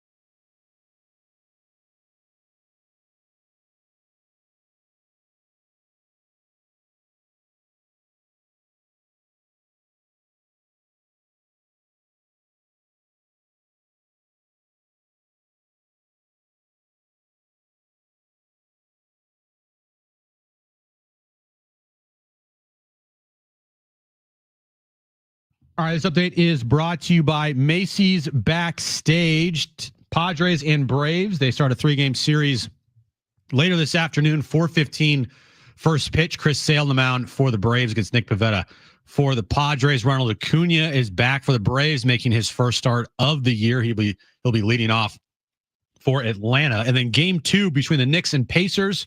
Tip-off is at 5 p.m. in New York. Pacers, of course, lead that series 1-0. What will you find at a Macy's backstage, John? How about essential warm weather styles, just $30 and under, like dresses, shoes, and bags, men's and even kids' looks? Find the latest trends, new arrivals, and great prices at a Macy's backstage store near you. All right, John and Jim, San Diego Sports 760. Getting you ready for Padres and Braves. Later on, we'll get you ready for Eastern Conference Finals Game 2. We've got SDFC tickets to give away. We have San Diego County Fair tickets to give away. We have Brad Paisley tickets to give away. In fact, if you're listening right now, before we take another break, we're giving away Brad Paisley tickets. So don't go anywhere. We have 2 free tickets for you to see Brad Paisley at Gallagher Square, Petco Park, June 7th. That's coming up. Tickets at Ticketmaster.com. We'll give those away at some point in the next 10 minutes. I wanted to mention this. Acuna on his rehab. So he hasn't played in 362 days in the major leagues because of his ACL. Right. This guy's been unbelievable when healthy, right? But he's dealt with some serious injuries, including this ACL. So he played 5 games in AAA, working his way back, and he hit .417. Oh, is that good? In those 5 games in AAA Gwinnett, which isn't far from Atlanta. So, again, I joked about it yesterday, Jim. I should text Darnay about this. Like, this is Darnay's dream. Oh, it is. Because Darnay Tripp was upset when the Padres didn't get to see Paul Skeens. I'm surprised we're not having Darnay on today to talk about his excitement level to see Chris Sale on the mound and Ronald Acuna Jr. back. Open invitation. I mean, if he wants to call in, which he doesn't, he wants no part of calling in. I promise you that. We bother him enough. No part. But you're going to get to see Acuna. You're going to get to see Sale. Then who did you say starting Sunday? Schwellenbach, who's had a nice year, like a 3-ish ERA. He started out on fire. He's come back to earth a little bit. Yeah. Okay. So Chris Hodge is looking like a genius when he put that's right. that future bet on Schwellenbach to be the Cy Young in the National League. That's right. Like 50-1 or yeah. He's like, I like Schwellenbach from the Braves. And then he goes out and I think his first couple outings he's like, I don't know, he's amazing. I got a question for you. If you had $100 to wager on this prop bet, how would you use the $100? Would you bet your $100 that both the Padres and Braves make the playoffs? Would you bet your $100 that the Padres make the playoffs and the Braves don't? Would you bet your $100 the Braves make the playoffs and the Padres don't? Or would you bet your $100 neither make the playoffs? I'd buy a card. Which one? I agree. It's your Pokemon like 1999. Yeah. Yeah, I'd buy a card. I wouldn't bet. I would just buy a card. I agree. Neither you or I are huge, like, we're so passionate about sports that I don't need to wager to like watch these games. I'll watch anything. Yeah. There's a lot of people out there that have to bet on something to get into it, but I don't have to do that. Like I get scared if I bet because then I know that if it doesn't hit, I'm just going to be pissed. And I don't want to be pissed. The only time I'm pissed is when I watch my teams play. Okay. And I don't need to have the added stress of also wagering on sports and worrying about other teams and getting pissed at other teams. I agree with that completely. And that's why you don't even have to answer it. I guess my question then would be, do you think Atlanta's going to make the playoffs? If I were had to choose there, I would choose that. Is that a hard question? I would choose, I want to say both because the Braves, I said even after they got swept here in San Diego, like they still have a really good roster. Mm-hmm. Unless they get ravaged by injuries, but you're getting Acuna back. You're going to get Strider. Yep. You got Sale, Schwellenbach, Ozuna, Matt Olson, Albies. They're under 500 by a game, so they're fine in the grand scheme. I think over the course of a season, I think that they're going to be in the mix. Yeah. No, I would agree. For a playoff spot, maybe not the division, maybe not the East, but like for a wild card, yeah, for sure. Do you think it's going to take like 90 this year? Just when you forecast it out, last year we thought it was like, oh my gosh, it might only take like 83, and then it took a big number. It took 90. But this year, like even the teams, listen to this, teams not leading their division include the 30-20 Mets, the 29-21 Giants, and the 27-21 Padres. Those teams are all not leading their division. That doesn't include the Cardinals, who are over 500. It doesn't include the Diamondbacks over 500, or the Reds, Brewers, or Braves, who are all at 500 or a game below. It seems like the National League's pretty good. It seems like it might take something like 88, 89, 90 wins, but we've been fooled on that before. Just make it easy on yourself and win 91 games. Right. And you'll be in. And more often than not, you're going to be in. Not 100% success rate, but like, you know, you feel pretty good if you win 91 games. Yeah, definitely. Like if a team wins 91 games and misses the postseason, especially with expansion now, something went wrong. Something went wrong, and everybody was really good, and there were like 3, 4, 5 teams in baseball that like were pushing for some of the worst records of all time. Would we come down? What would your take be if on the day after the regular season ended and the Padres went 91-71 and they missed out in a tiebreaker by a game? What would your take be? Tough luck? It would have to do with how they closed, obviously. But like, what would the general, as the offseason continued, what would the take be? Historically good National League, or it doesn't matter, they still had to find a way to get in? Still had to find a way to get in. Yeah, that would be my take. I would look back at the course of a season and I would point to moments like this. Hey, you can't have these long losing streaks, bro. Exactly. 6, 7, 8 game losing streaks are kind of like unacceptable. Right. Like, especially if you miss out if you miss out on the postseason by 1 or 2 games, which is what it would be. Yeah. In that scenario. Or if it was 1 game, I would look back at a lot of the moments that have happened early on this season. 4-game losing streak when they lost 1-0. In this losing streak, they lost 1-0. Mm-hmm. The shutouts, the scoreless innings, the offers with runners in scoring position throughout the season, like it would pile up, and I would point to that as the reason why. I have so many, like, I'm just kind of curious right now. Oh, you're just a curious George. When you see this, tell me what comes short. Give me a sentence when you hear this. At Giants, at Brewers, home Dodgers, at Diamondbacks, at Dodgers, home Royals. Well, forget that. Just the Giants, Brewers, Dodgers, D-backs, Dodgers. That's a tough schedule, period. That can be overcome with good play because we've seen them play well against good teams this year. But that's what's on the other side of the homestand. That's what's on the other side of that. We're like, oh, Marlins, Pirates, everything's fine. And it may be. But on the other side of it is Giants, Brewers on the 17 games, Jim, 3 at home.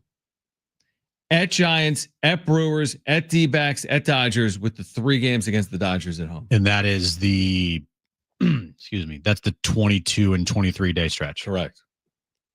Better turn it around by then. Yeah, you would have liked to gone in that stretch, not on a 6-game losing streak or even longer. Right. Because then it's like, okay, we got to play good during the stretch here. Yeah. And you break things down in your season. You don't look at this season as like, oh, we have 150 games left, we'll be fine. It's like, you guys, all right, we're breaking this down in like the next 2 weeks. 2-week stretch. Let's go 8-5. Right. You know, like let's do that or better. Mm-hmm.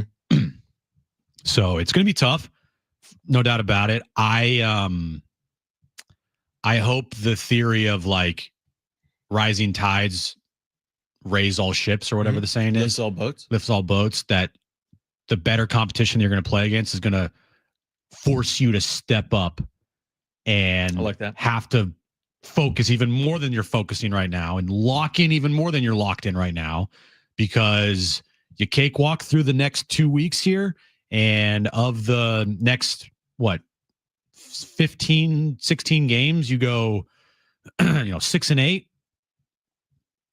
Not good. Yeah, no, it wouldn't be good with what they have. Or 6. I don't know if the math on that worked. 6 and but 10. I get your point. 6 and 10. There you go. 16 games, 6 and 10. I'm an idiot. Look at you, man. It's a good thing you didn't go into the next 16 games to go 6 and 8. That's a problem. Would NASA have hired Jim? And if so, let me answer that for you. How many lives would be on the line if that was the case? Yeah, they would have sent him up into space with that monkey. Did they do that? The Russians did. All right, call right now if you want 2 free tickets to see Brad Paisley. And this is coming up June 7th, Gallagher Square at Petco Park. Caller 5, you're going to see Brad Paisley at Gallagher Square at Petco Park June 7th. Tickets at Ticketmaster.com. All you need to do is call 877-767-4760. You need to do it right now. 877-767-4760. We still have SDFC tickets to give away. We still have San Diego County Fair tickets to give away. But if you want those Brad Paisley tickets for June 7th, Call 877-767-4760. We're getting you ready for Padres Braves to kick off your Memorial Day weekend. If you missed Kevin Acee, you'll hear him coming up again at 4 p.m. This is John and Jim, San Diego Sports 760 and live on the iHeartRadio app.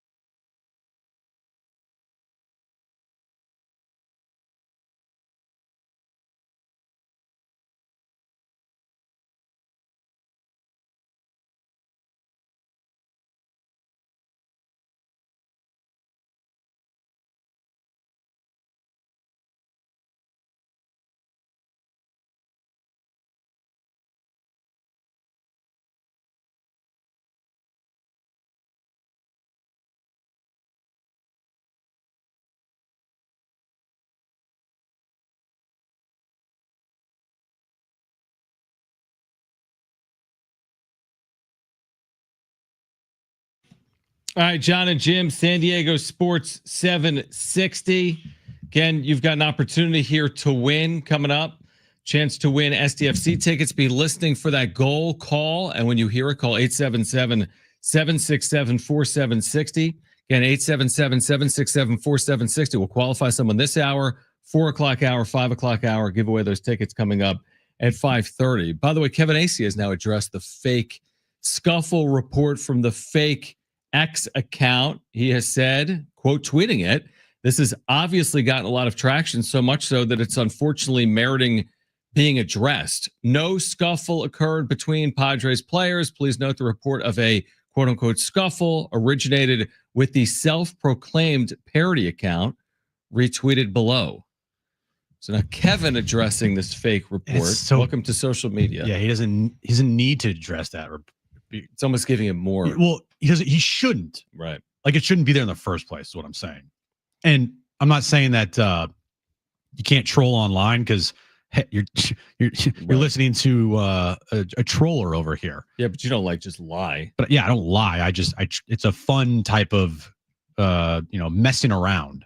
Yeah, I've never seen you be like, Fernando Tatis Jr. is expected to miss the next 80 games. Yeah, it's been like no. That's the type of thing you see from these like fake accounts. Right. I joke around on social media. Right. And that account was trying to turn something into nothing. It was like spreading misinformation. Exactly. Misinformation. I know, I feel like I'm pretty good at like spotting that stuff. And that was like an easy spot for me because I know that account. Yeah. But that account also earlier in the year, before I actually realized that was a fake account, did almost get me. With what? I forget. No, but you're saying you saw something and it almost got me. And I had to quickly go, oh, that's a fake account or a parody account. It's only gotten harder. There was that day on Twitter when they had like the real check mark, and then that changed, and now you can buy it with 0 followers, and it's pretty easy to dupe is the point. Like, you got a double, triple, quadruple check. I do it all the time, like around the trade deadline. Jeff Passan tweets out, like, is this the real Jeff Passan? Does he have 3 S's in his last name or 2? Yeah, you have to like double check. Yeah. So, I mean, I get being duped by it, but the amount of questions that are like in our chat, I'm very surprised by it, because this stuff happens all the time, and it's only going to continue to happen even more and more and more moving forward. But again, the reason you can do something like that that's fake is the Padres aren't playing well. So nobody would buy it if they were in their 14-3 start. No, but now that they've lost 6 consecutive games, like, you can kind of throw that out there and be like, oh, I wonder if there's any validity or truth to that. And again, Kevin Acey, the only reporter that covers the Padres that is there as often as Kevin is Kevin, right? Because not every reporter travels with the team. No, AJ Cassavell doesn't travel like all the time. I know Dennis doesn't travel all the time. Right. So he's I'm saying like Kevin's kind of aware, I guess. Kevin is truly on the beat. Yeah. He is truly on the beat. Marty, she's only here at Petco when they're home. Right. Same thing with Annie. Man, I got something in my throat. What is it? Did you eat anything? I had like a donut. Half a donut. That was like 20 minutes ago. I know. It wasn't last break. Maybe grab some water. It's the problem when you have live radio. Do you want my water? No, I don't want your water, John. I'm healthy. I had chicken yesterday. We're like the same species again. We kind of are. Yeah. You don't want my water? By the way, how are you feeling? Do you feel good? I feel great. I've never felt better than having chicken yesterday. I had no problems. My stomach felt great. I have an iron stomach.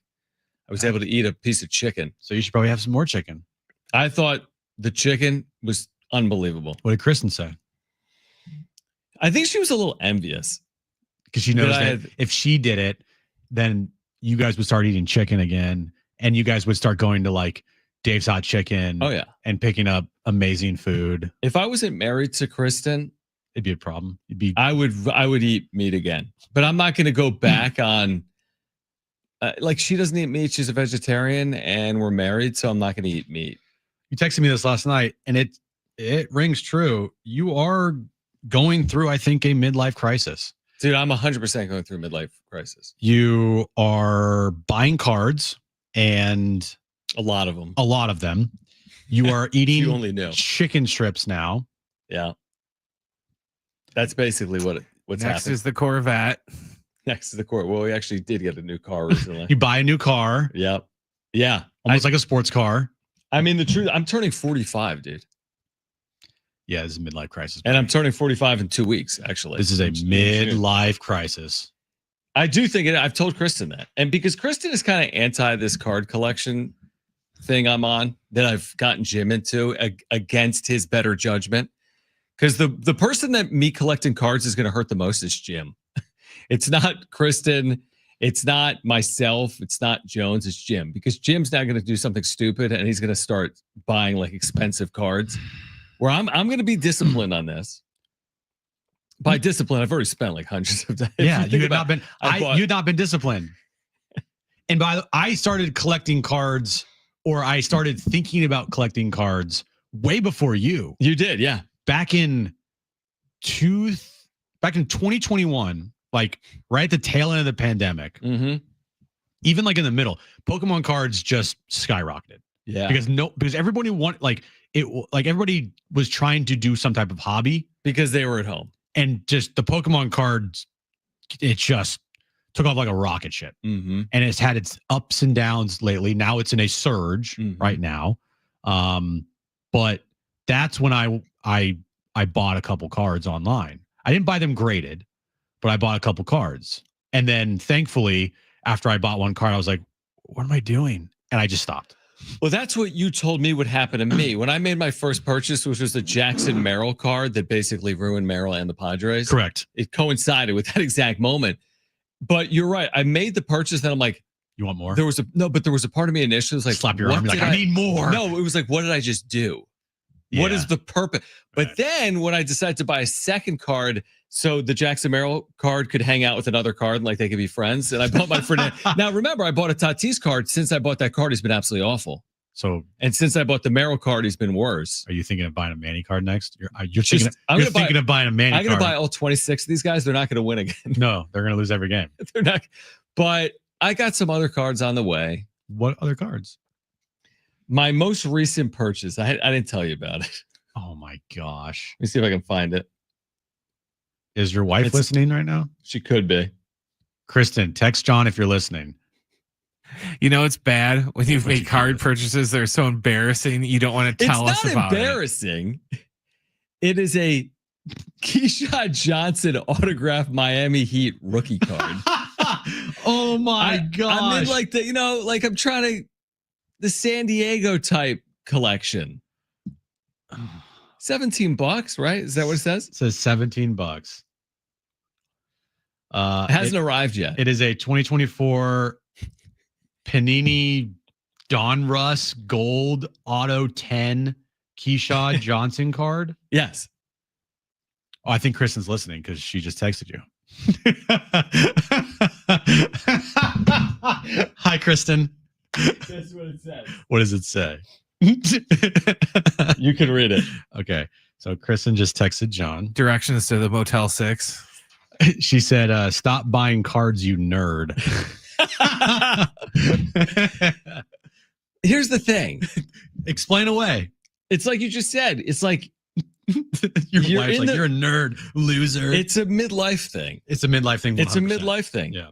It's just like, I don't know. It's a midlife thing.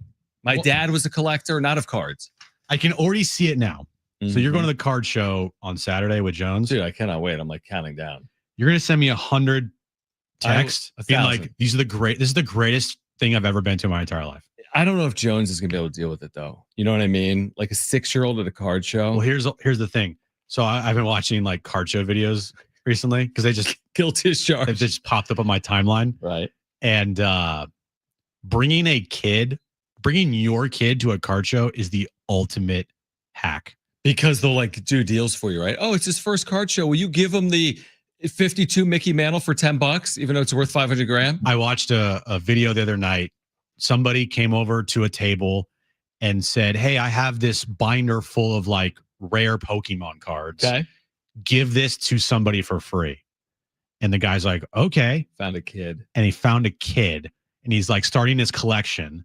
And he comes over and with his dad and they give him this binder full of like rare Pokemon cards. And then someone else at the table gives him a graded like PSA 10 whatever card.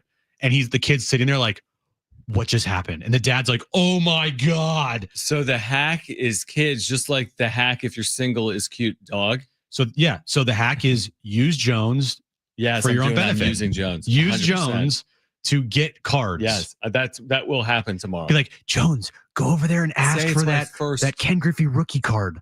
Say, hey, it's my first card show. Yeah, See if they'll do deals. buy a tag and put it on his shirt. It says my first card show. Kristen, are you hearing that? Can you make a sign with Train Jones tonight for tomorrow to go up to tables and say, hi, my name's Jones. This is my first card show.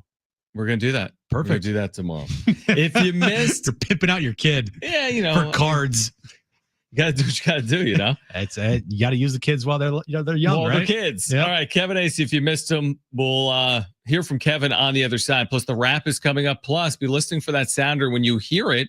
That goal call, make sure to call 877-767-4760 for a chance to qualify to win 2 free tickets to SDFC's upcoming match against Austin on May 31st. Great giveaways ahead. We're getting you ready for Padres and Braves game 1 to kick off Memorial Day weekend. John and Jim, San Diego Sports 760, live on the iHeartRadio app.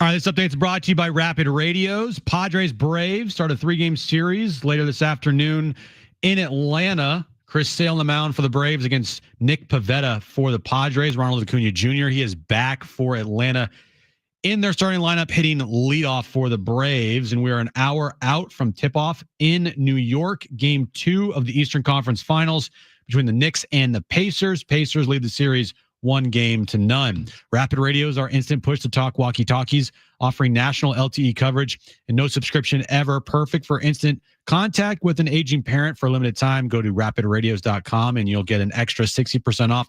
And for UPS shipping, add code radio and get an extra 5% off.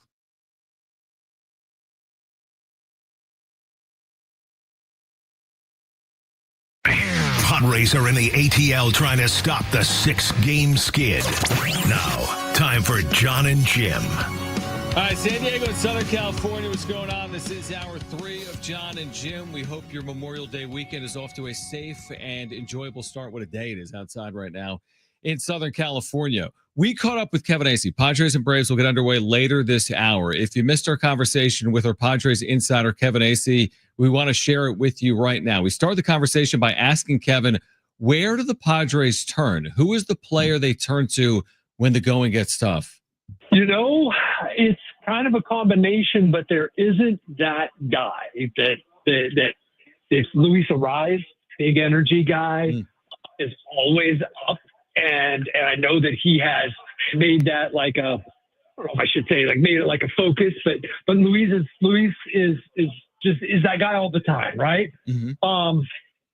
They're more like a been there, done that kind of crew, and I think they were last year too. But there were just a couple key moments during the year that definitely Profar had a lot of chutzpah. And wasn't afraid to say some things. And I know that they are talking every day about this, and Manny is talking, and Xander is talking, and that's what they do. But their two sparks, unfortunately, just by who they are Jackson Merrill and Fernando Tatis Jr. And, you know, things haven't been going well, and you've seen kind of their body language on the field. I'm not putting them down or anything. I'm just saying, like, it's been a rough time for them right now. And for you, Kevin, I mean, this season so far, they've had 30 inning scoreless streak. They've had the 27 here scoreless inning streak. They went 0 for 39 with runners in scoring position. It's game 49 of the year tonight. But you don't want to have this continue and become a trend this year. Are you concerned at all? No. You know, there's been so much good between that, because Jim, that's like a really good point. Like, there are some things that are, all I can do is draw on my experiences, right? And there are some things that are starting to kind of creep up like that, and they're reminding me of seasons that sort of went off the rails. Now, I'm not saying this one is, but like, my antenna is up because of those things you brought up and a few other things. Yeah. But they're also in between are doing things that they didn't do in like 23 and even in 21. They're a different kind of team. I am surprised. Look, I didn't think they were a 6 lot. Like, anyone could lose 6. It'd be foolish of me to say that they couldn't do that. But I am surprised at how they have not been able to manufacture a win here, but that's just how incredibly cold they've been. Kevin Acee is our Padres insider. He's in Atlanta, where the Padres and Braves kick off a series in about 1 hour. You used the term antenna up. We've been using that a few times recently as well. We've seen your reporting on Darvish. I think we talked to you on Wednesday about it. The no residual effects, or he's feeling residual effects of pitching, but he doesn't have any pain. Is your antenna up on Darvish? Like, do you feel as if you have the full story, or maybe that's, I mean, it's hard to have the full story because that's the club's job, not necessarily the reporter's job. Like, do you have any more clarity when it comes to you, Darvish, or not? I feel like I have the full story, and I've been trying to explain it as there is no full, the full story is this is up to Darvish. He's feeling tight. He's feeling like he can't pitch and then pitch again. He doesn't want to do that to the team. He, isn't certain where he's at. He pitched really well. That's like, by all accounts, like his stuff, his velocity. It's just that he he didn't feel bad afterward. Like, there's something wrong. I got, this is the telltale sign. I got something on my elbow. It was that he doesn't feel right afterward. Again, like a veteran gets this deference. And now it may turn out that he's never better. I mean, I'm just saying that. Like, that's not what anybody thinks. But like, he hasn't been out there yet. So yeah, my antenna's up. Like, what's going to happen? But he's back in San Diego. He's playing catch. And here's the reason that I'm believing what the people are telling me is that they have said they were going to defer to Darvish all along, and they are. And they're not in alarm mode yet. They're in, hey, let's let Darvish keep driving this. Now, look, at some point here, he's going to get checked out just to put his mind at ease. At some point here, it's going to be, all right, you got to get on the mound, man. That's just a fact. Like, it's like he's not doing any good to not. But at this point, it has to be left up to him as to like the next steps. And I just don't think they're like, when we talk Friday, we don't have to talk about it. I'm joking around here. Yeah. We don't have to talk about it again because like there won't be anything until next week. There just won't. It's not like I don't even think he'll get on a mound until then. He'll continue to play catch. It's not an intense catch from my understanding. And next week they should have some clarity about what the next step is. Look, at this point, he's got to throw some bullpens and probably do a rehab start. But then again, Darvish is unique, man. Darvish could probably go out tomorrow and throw 50 innings, or I'm sorry, 50. He could throw 50 pitches in a major league game for you, right? Get you through 4 innings. But he then is worried about how he'd feel the next day and, be able to go the next start. So I do believe that we have the full story. It's what we're all not comfortable with is that there's this guy who has the elbow who is in charge of this. And he's not feeling for the good of himself and for the good of the team that he's ready to go. That'd be incredible if he pitched 50 innings tomorrow. That'd be awesome. It'd be incredible. I mean, we've seen him do a lot of stuff. He'd throw 47 different types of pitches. It would be amazing. Yeah, it would be. Have you talked to Manny at all about the lack of power with him this year, or are you just kind of letting that one slide here until the season progresses a little more? I have meant to, and I've talked to Manny so much, but I had to talk to him about himself for a big story I did. Yeah. I had to talk to him about his errors. I had to talk to him about the team sucking. So you know what? That has slipped through the cracks. I was just saying today that like he was so hot for a while, and it's Manny, and you guys have said it. Oh, he's always going to have his 28, right? Yeah. I think that's what it is. The only guy with 28 for 9 straight 162-game seasons in the major leagues. It's Manny. But we're getting on June here. So, yes, I need to talk to Manny about the power. I have talked to others. They like his swing. They think that those homers will come. I don't have any clarity on what is happening here. He's been hitting the ball hard, but no, I have not, because there have been so many other things to talk to Manny, and that one slipped. It's interesting. We went to his Baseball Savant page, Kevin, yesterday on during the show. We were clicking around. You can click on each and every hit he's had, right? And it shows a video highlight. We clicked on his 3 home runs. One of them's been a Petco for whatever it's worth. He hasn't hit any of them more than 400 feet. He hit 389, 391, 400 for whatever it's worth. He just hasn't had, none of the 3 have been these prodigious blasts. He had that big one in Pittsburgh that was important that tied the score, but he just hasn't, again, he's been lacking power to this point. And I'll couple it with this question. Whose struggle would you be most concerned with right now? Would it be Manny, Jackson Merrill, or Fernando Tatis Jr.? Among those 3 players that are scuffling, who is most concerning from your seat? Man, you guys are good. I'm hearing really good things about the work that Jackson and that here in the last few days, Tatis. And not that I'm not hearing that about Manny, but Manny's work is just the same. Manny's the same for the most part, right? Manny's pressing a little bit. I'm going to say Manny because of his importance, because of where he hits, because of his ability to go on these tears that carry the team, and then to go in these ruts that aren't generally as long as his tears, but they can sort of sink the team, right? It's hard to string, no one's hitting, but it's hard to string together hits when the guy your number 3 hitter isn't hitting. And when I say he's not hitting, we all know, like, it's like 2 for 31, something like that. So, or maybe it's not, but it's a lot. It's bad. I would say him, though I can make an argument for Toddy as well, because we're now in one of Toddy's funks. We're now in one of Fernando's funks where he wears it in his shoulders, his sulk, his chasing pitches that he wasn't chasing and doesn't chase when he's hot. And then, boom, Manny, you hear about the work being good, and Tatis comes right back and then goes, has 4 home runs in eight games, and he's fine. So, but I'm going to say Manny. I don't know what you guys have kicked around. We haven't even really kicked it around that way. Like, I guess the question, I don't even know what I'm asking other than, like, who's going to get out of that funk, quote unquote, last among those 3? Because, someone will probably be slower than the other 2. They'll all get out of it at some point. You just got to make sure that they're not all having. If you look look at it, here's what's remarkable is how good. Now, Toddy, it's been a bad May, right? Like, you got to go back. And it's been now whatever it is. Is it 18 games? Because he's down under 300 now. But it's remarkable how good Merrill and Machado's numbers still are when they have been in such a bad funk. So, like, I wouldn't be surprised if all 3 of them got hot.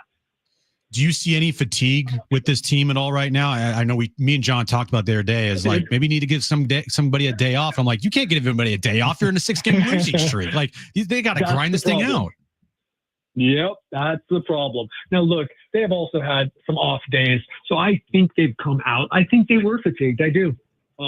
I do think that they were fatigued. I do think they ran into some good pitchers. I do think the fact that they didn't see a good starter yesterday helped them, though it really only helped 3 of them.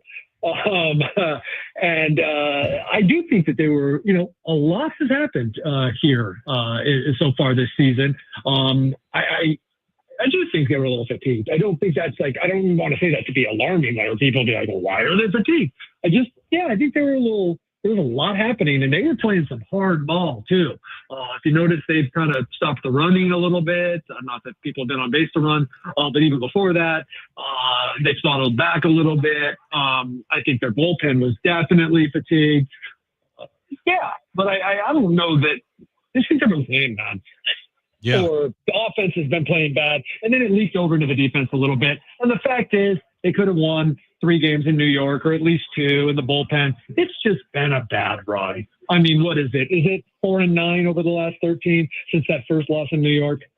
I think so. I think that's right, Kevin. And why I asked about the fatigue thing here is because you're now in the midst of, I think it's 22 and 23 games, 22 games in 23 days with only 1 off day there next Thursday, and then they play 13 straight. So it's like you want to maybe give these guys a day off. I'm sure Schilt is planning these things out, but you can't give a guy a day off when you're in the middle of a losing streak like this.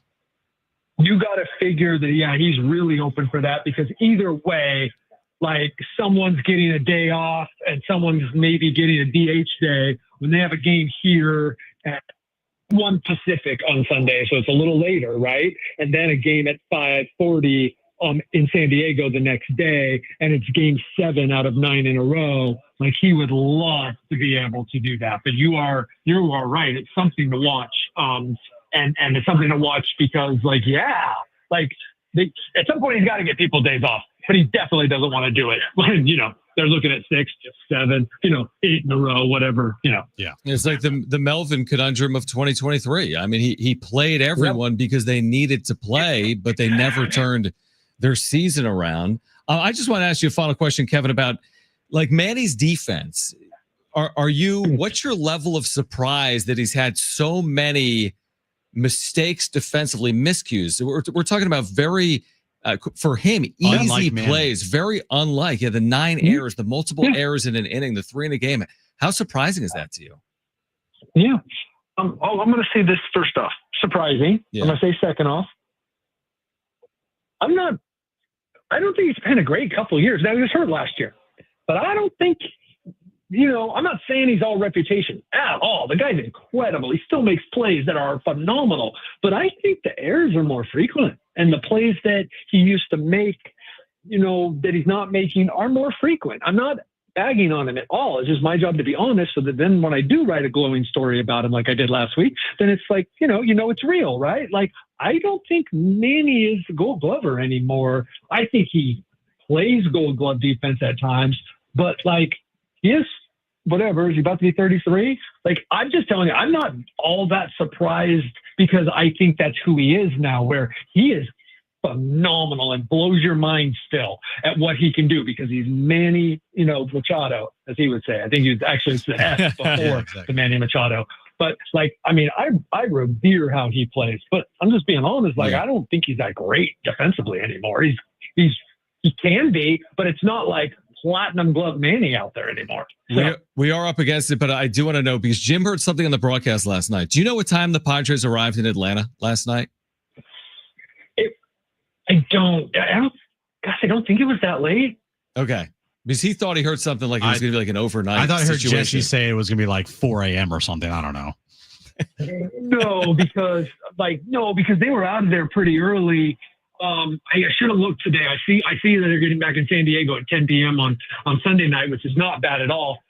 But like, gosh, it's a 4-hour, 3.5-hour flight, maybe 4 hours. And they were out of there by 7? Yeah. All right, cool. I was probably wrong. Potentially. It's the first time for everything. Late night, but, this is a 7-4 or a 7-10 game. They had time. Right. All right. Kevin, enjoy your weekend. We are off on Monday, so we will catch up with you in the middle of next week. Safe travels. Enjoy the weekend, and we'll do it again next week. We've reached the part of the season where I referred to the next time we talk as Friday anyway, so clearly I have no clue about anything. It's baseball season. Thanks, Kevin. Thanks, Kevin. Yep. See ya. All right. We'll react on the other side. Plus, you're going to hear from Mike Wilbon coming up with what may be the correct take on the Jordan versus LeBron debate. The wrap is ahead. Be listening for that sounder as well when you hear it. Call 877-767-4760 for a chance to qualify to win SDFC tickets. This is John and Jim, San Diego Sports 760, live on the iHeartRadio app.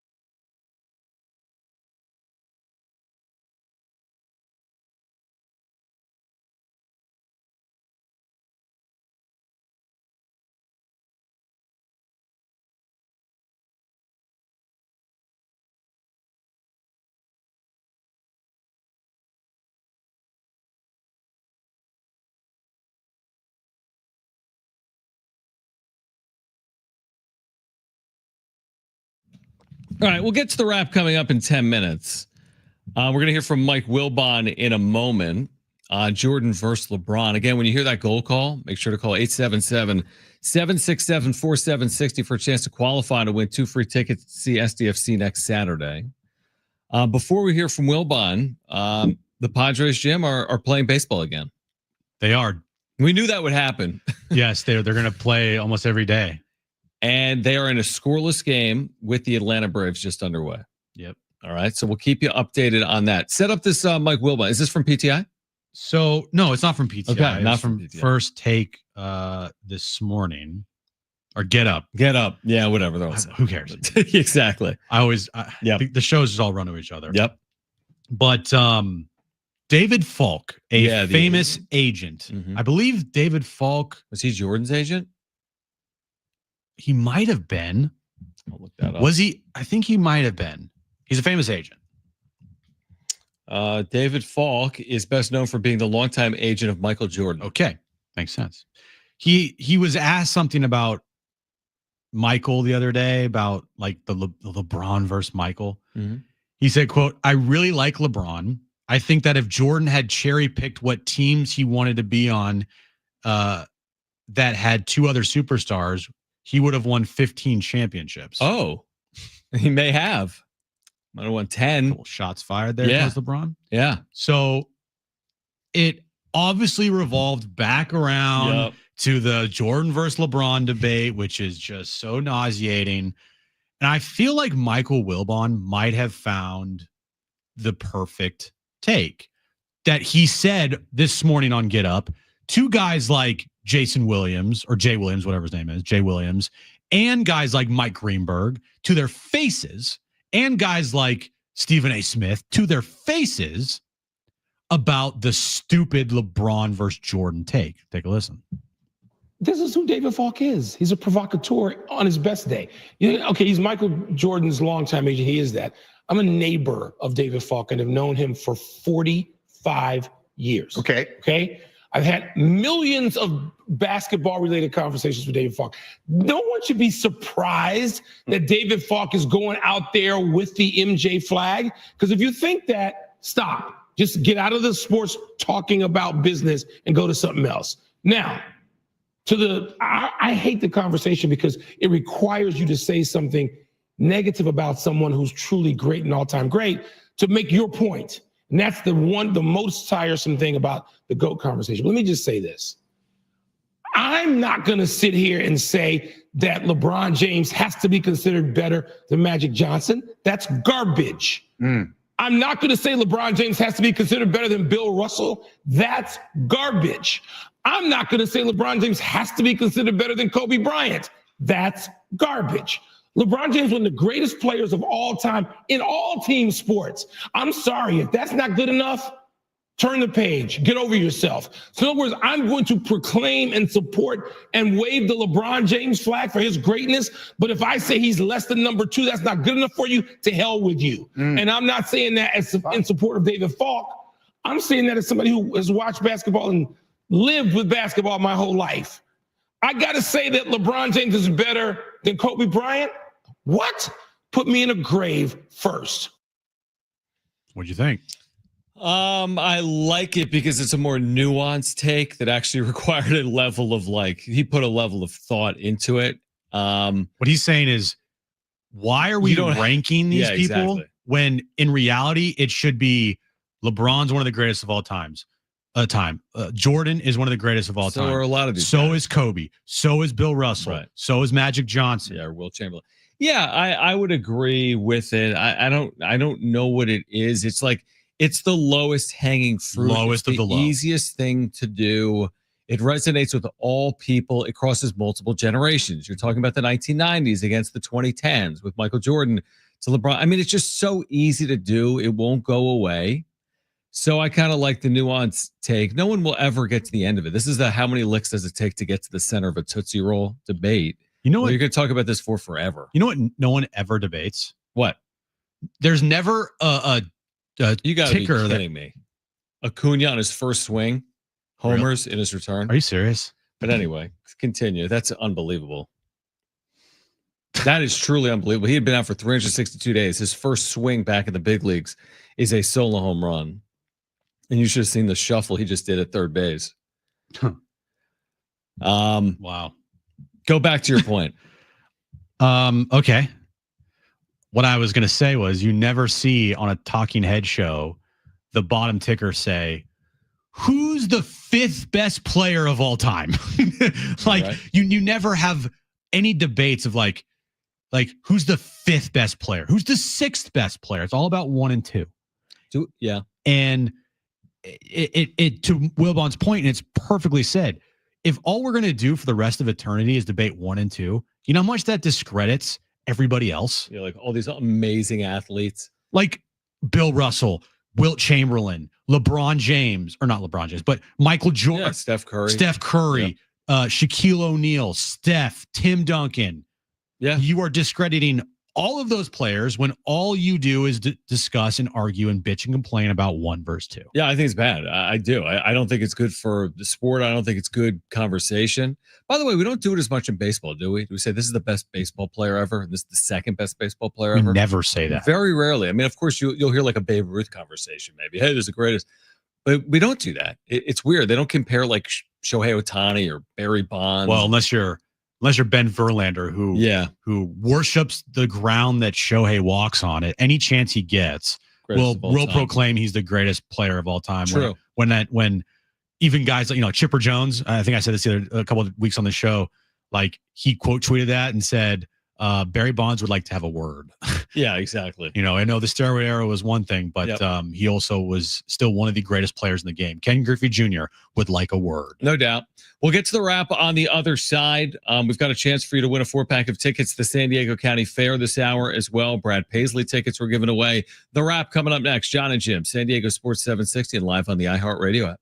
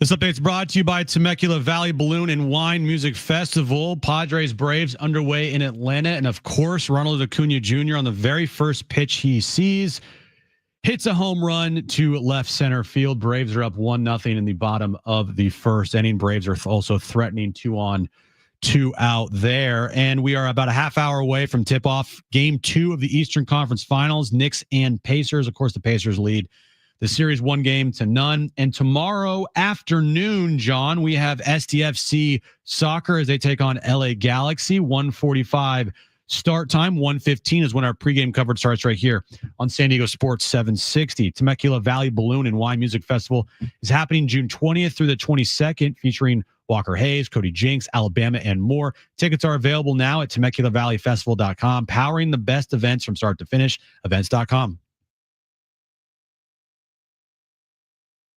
You mentioned SDFC. If you want to win tickets for next weekend's match against Austin at Snapdragon next Saturday, be listening for that goal call from their play-by-play voice. And when you hear it this hour, call 877-767-4760 because one of you is going to qualify for a chance to win 2 free tickets to that match. We'll announce the winner coming up at 5:30. Now, did you see the news with SDFC yesterday? The news. Can you give me a hint? Oh, you know what? I don't know exactly what it is. They had a player called up to a national team. Correct. Do you know who that player was? I don't. And okay. I don't know. Is it the U.S. national team? The U.S. national team, San Diego's own Luca De La Torre. Got called up to the U.S. men's national team. So what does that mean? When will he be? Is there an upcoming match? I would have to think the answer would be yes, based on that. But that's cool. Very cool. Yeah. Congratulations to him, San Diego's own. So I think that's pretty cool. That's very cool. That's very cool. And it's I don't know all the nuances of how these things work in soccer, but it is a little like weird how in the middle of someone's season they can, the national teams can pluck guys from certain rosters and right, like, hey Toddy, nice year. Where you're going to Team Dominican, right? For the WA. Wait, hold on, we need you, dude. What? I mean, that is interesting, but it's obviously a huge honor. Huge honor to have the opportunity. Yeah. All right, later this hour, your chance to win a 4-pack of tickets to the San Diego County Fair. We're a little delayed on this, so let's get to it now. It's time for the wrap. Presented by Sombrero Mexican Food. Check out their website at sombreromex.com. I guess it's now a must-win for the Padres. Is this an insurmountable lead? One. For them sometimes. One run. Just one? One run. Can they overcome one? Well, it's been tough for them this week, John. That means they'll need to score 2. Correct. Because you have to score more than 1. Yeah. It's not a really good omen when the very first pitch that Ronald Acuna Jr. sees is a home run. Like their heart and soul, like this might be another tough series. We knew it was going to be a tough series. Dude. Now they played well against the Braves. That is true in recent history. But the return of Ronald Acuna Jr. Yeah, to kick off a weekend series. Yeah, and the thing with Chris Sale is you got to get him early. Well, they didn't. They haven't. Has it been a half? Yeah, they have had one at bat. All right. It's not a must win. And you're right. It's a tough series. But can I say they need to win a game this weekend? Yes. Yeah, I can say that. You need to win a game this weekend to end this stupid losing streak. Put your foot down. Yeah. That's just my point. Just, yes, you have to win. Tonight, of course, isn't a must. None of them are must, but you must win at some point this weekend to feel good about the Padres. Next question. Is tomorrow a must-win game for San Diego FC? I'm going to argue yes. Because of who they're playing, right? You cannot lose to the only team without a win in Major League Soccer. You can't be that first team that gets defeated by Galaxy. Especially at home. Yeah, dude. Tomorrow, it's a very rare thing to see, like a team winless. But, that's what Galaxy is right now, coming off of an MLS Cup last year. You can't lose tomorrow. I would treat tomorrow like a playoff game if I'm SDFC. I mean, I think you got to get 3 points, not 1, against the LA Galaxy, who, in 14 matches have yet to win a match coming off that MLS Cup. So, treat it like you need 3. Yeah, treat it like you need 3 points tomorrow. Next question. Don't lose. Yeah, don't lose. That too. Next question.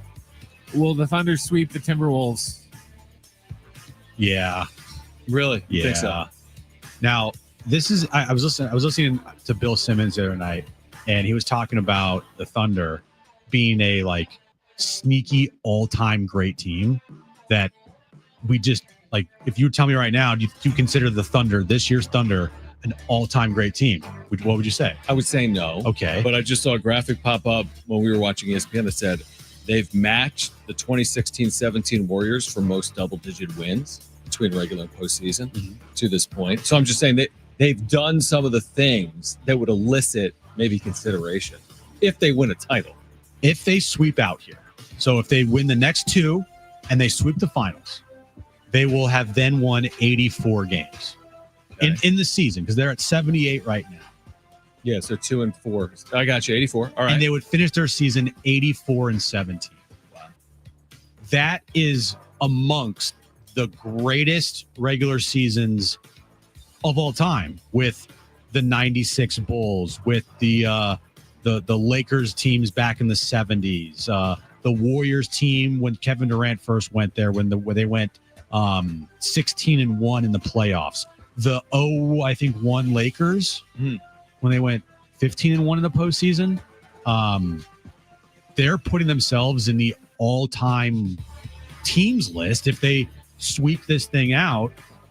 And it's crazy because I don't consider them even close to one of the greatest teams of all time. They've just dominated, and they've done it, again, not against all odds, but they have just utterly dominated all season long. And it's the manner in which they win by 30 points 5 times already in the postseason. Next question. Is Gavin Sheets a Hall of Famer? Yeah, because he's homered for the Padres. He is a Hall of Famer. How many games are the Padres going to win while Jim is in Hawaii? How many do they have? All of them. Is it 8? I thought you said 7-1. I say better. The amazing thing here on Sheets, forget about that for a second. Gavin Sheets just hit a home run just over maybe the left center field wall. The amazing thing here on Sheets, who's on this complete binge, is he just did it off Chris Sale. I mean, you're putting him in there against a lefty, and he delivers immediately. In like we were just saying, like, this is going to be tough. All right, you're going to need all hands on deck tonight to find a way to win this game. And it's Gavin Sheets, who is just scorching hot, coming off a 5 RBI, 2-homer game by homering off Chris Sale here in Atlanta. He's the one guy that is doing something about this losing streak. Yes, I give him a lot of credit. He's putting the team on his back, yo. 9 homers in May. That's incredible. That's not a ton of at bats. 3 homers in the last 2 days. Gavin Sheets is sick and tired of losing. Yeah. Now, who else is going to step up? Because we saw yesterday, like, Gavin Sheets can't do this all by himself. Mm-hmm. You know, if you're going to, rely on Gavin Sheets to lead the way, what does that say about like the guys that are making all the money in this lineup? Doesn't say anything good about them. Jim, 29 RBIs, more than basically all these other Padres. Oh yeah, 9 homers. He's putting up numbers that you would expect from guys like, I don't know, Manny Machado. Yeah. Xander Bogaerts when he first got here, even though I have no expectation for Xander to ever do anything close to that ever again. Right. Me too. But when he first got here, that's what I was expecting. Yeah, I mean, you just look at what he's done now on the whole, and it's been impressive. And he is maybe single-handedly trying to turn the Padres around here on the road in Atlanta. All right, call right now if you want a free 4-pack of tickets to the San Diego County Fair. You need to call right now, 877-767-4760. A great giveaway. The fair gets underway June 11th. It runs through July 6th. We have a free 4-pack of tickets to the fair. First 2 callers will be contestants for trivia. All you need to do is call right now, 877-767-4760. A great giveaway to kick off your summer.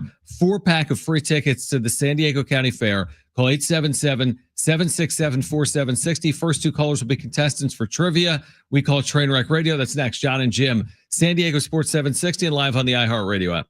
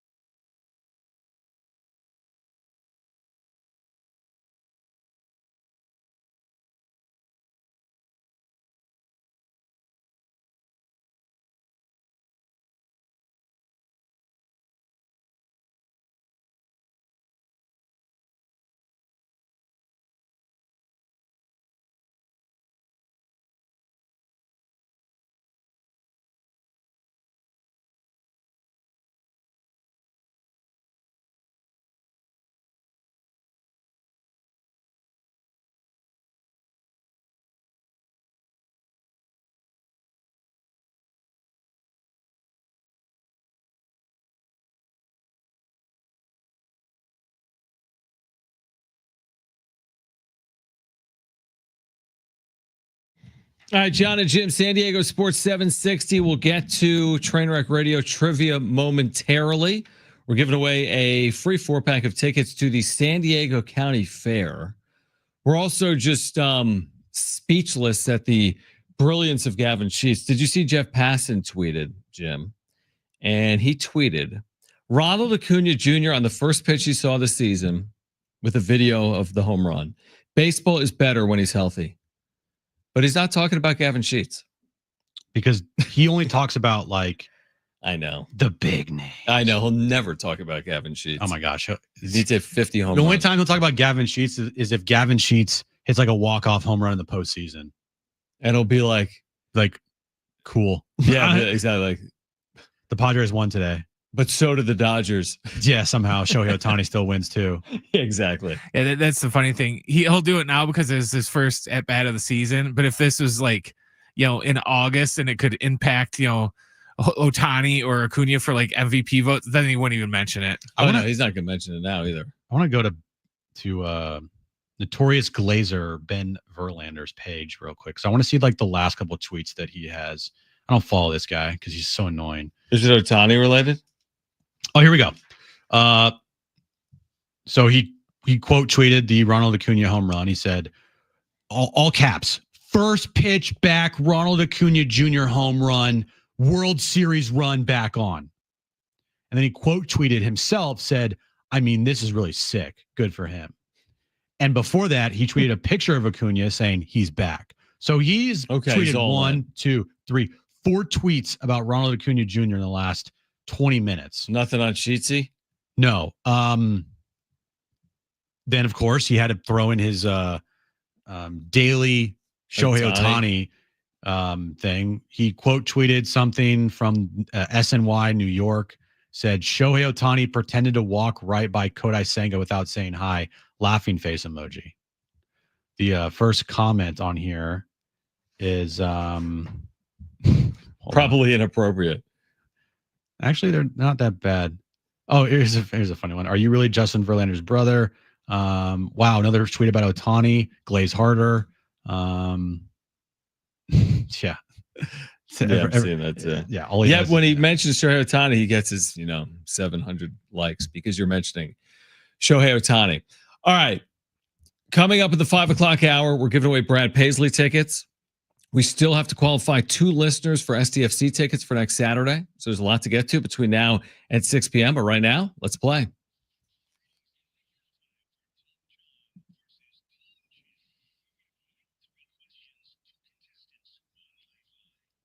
All right, 3 questions, 2 contestants, 1 lifeline. Today's 2 contestants are Bill and John. Bill, you called in first, so you have your choice of John or Jim. Who do you want to go with? John, please. All right, Bill and John. Bill and John, and then John and Jim. John, you there? I'm here. All right, perfect. You get Jim as your lifeline. John and Jim. You better win. Brent, what is the question of the day? It's catchy. It has a nice ring to it. Yeah, I like it. All right, guys, coming into today, the Padres were 26th in the league in home runs with only 43. Yucky. There are 7 teams in the league with at least 64 home runs this season. Today's question, name any of those 7 teams with at least 64 homers this year. All right, first up is John and Jim. I know. John, what is your first guess? You do have a lifeline if you want to use it. I'm going to go with the Yankees. The Yankees. Correct. Bill, you're up. What's your first guess? You do have a lifeline if you want to use it. Let's go do their neighbors. Let's say the Mets. The Mets. The Mets. Oh. John, back to you. What is your next guess? You do have a lifeline if you want to use it. Yeah, can I use the lifeline? Dodgers. Do you take that? I'll take that. Boom. How'd you know that? Because the Dodgers are always on the top of these lists. Bill, you're going to need this one to stay in the game here. What's your next guess? You do have a lifeline, which is John, if you want to use it. Let's use John. All right, John, what do you got? I'm going to go with the fast-starting Chicago Cubs. Ooh, Ooh, I like that The guess. fast starting Chicago Cubs. You take that?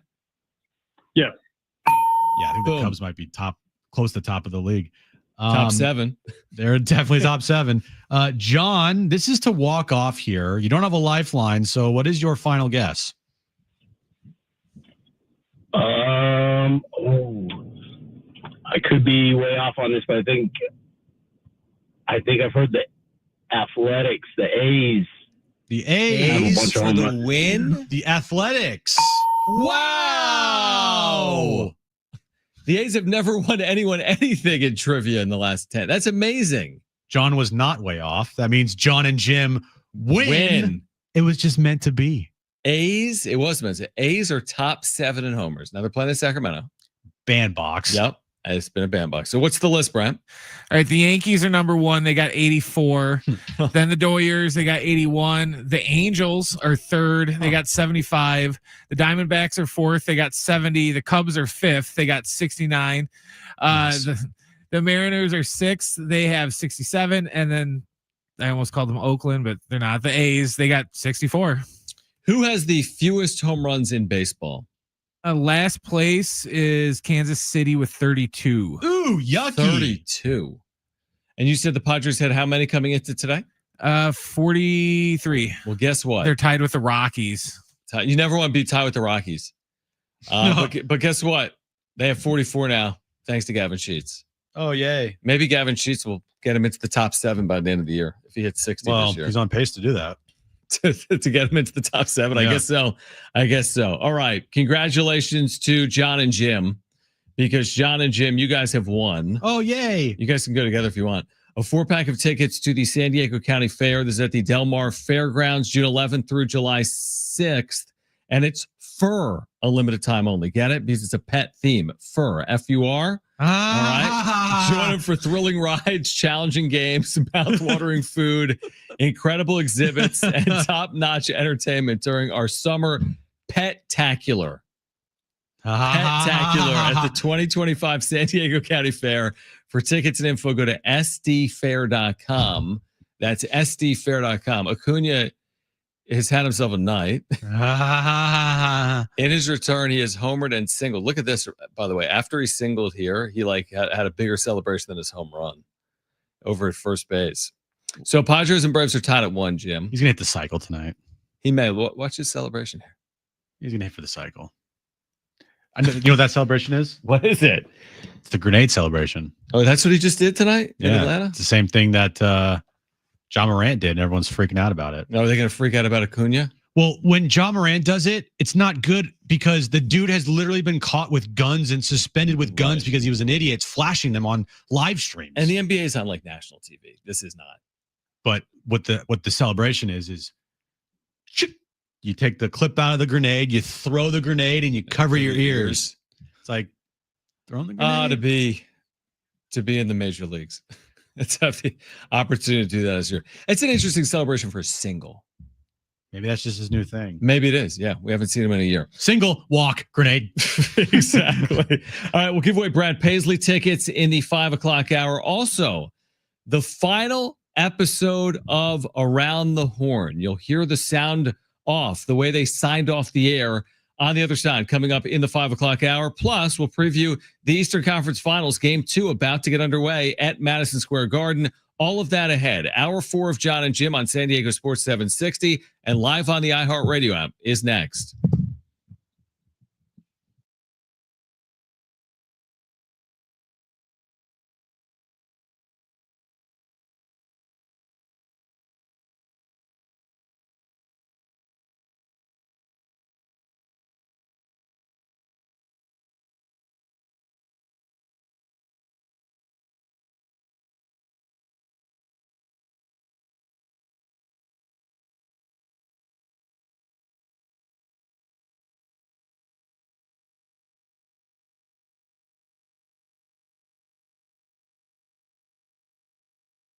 Goal!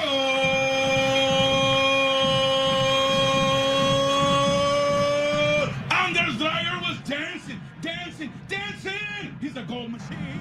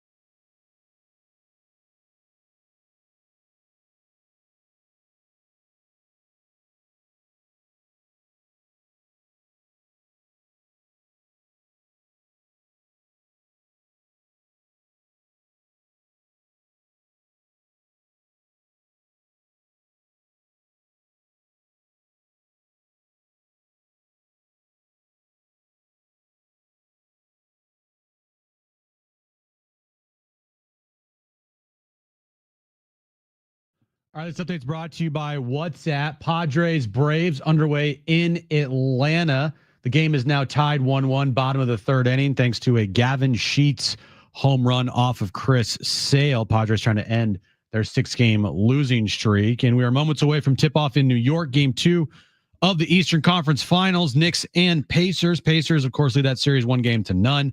And tomorrow afternoon, 1:45 start time, STFC takes on LA Galaxy at Snapdragon Stadium. Our pregame coverage starts at 1:15 right here on San Diego Sports 760. On WhatsApp, your personal messages stay private. So things like those selfies from last weekend's party stay between you and your bestie, because on WhatsApp, your personal messages are yours. No one else can see or hear them, not even them. WhatsApp message privately with everyone. It's John and Jim to warm up that drive home.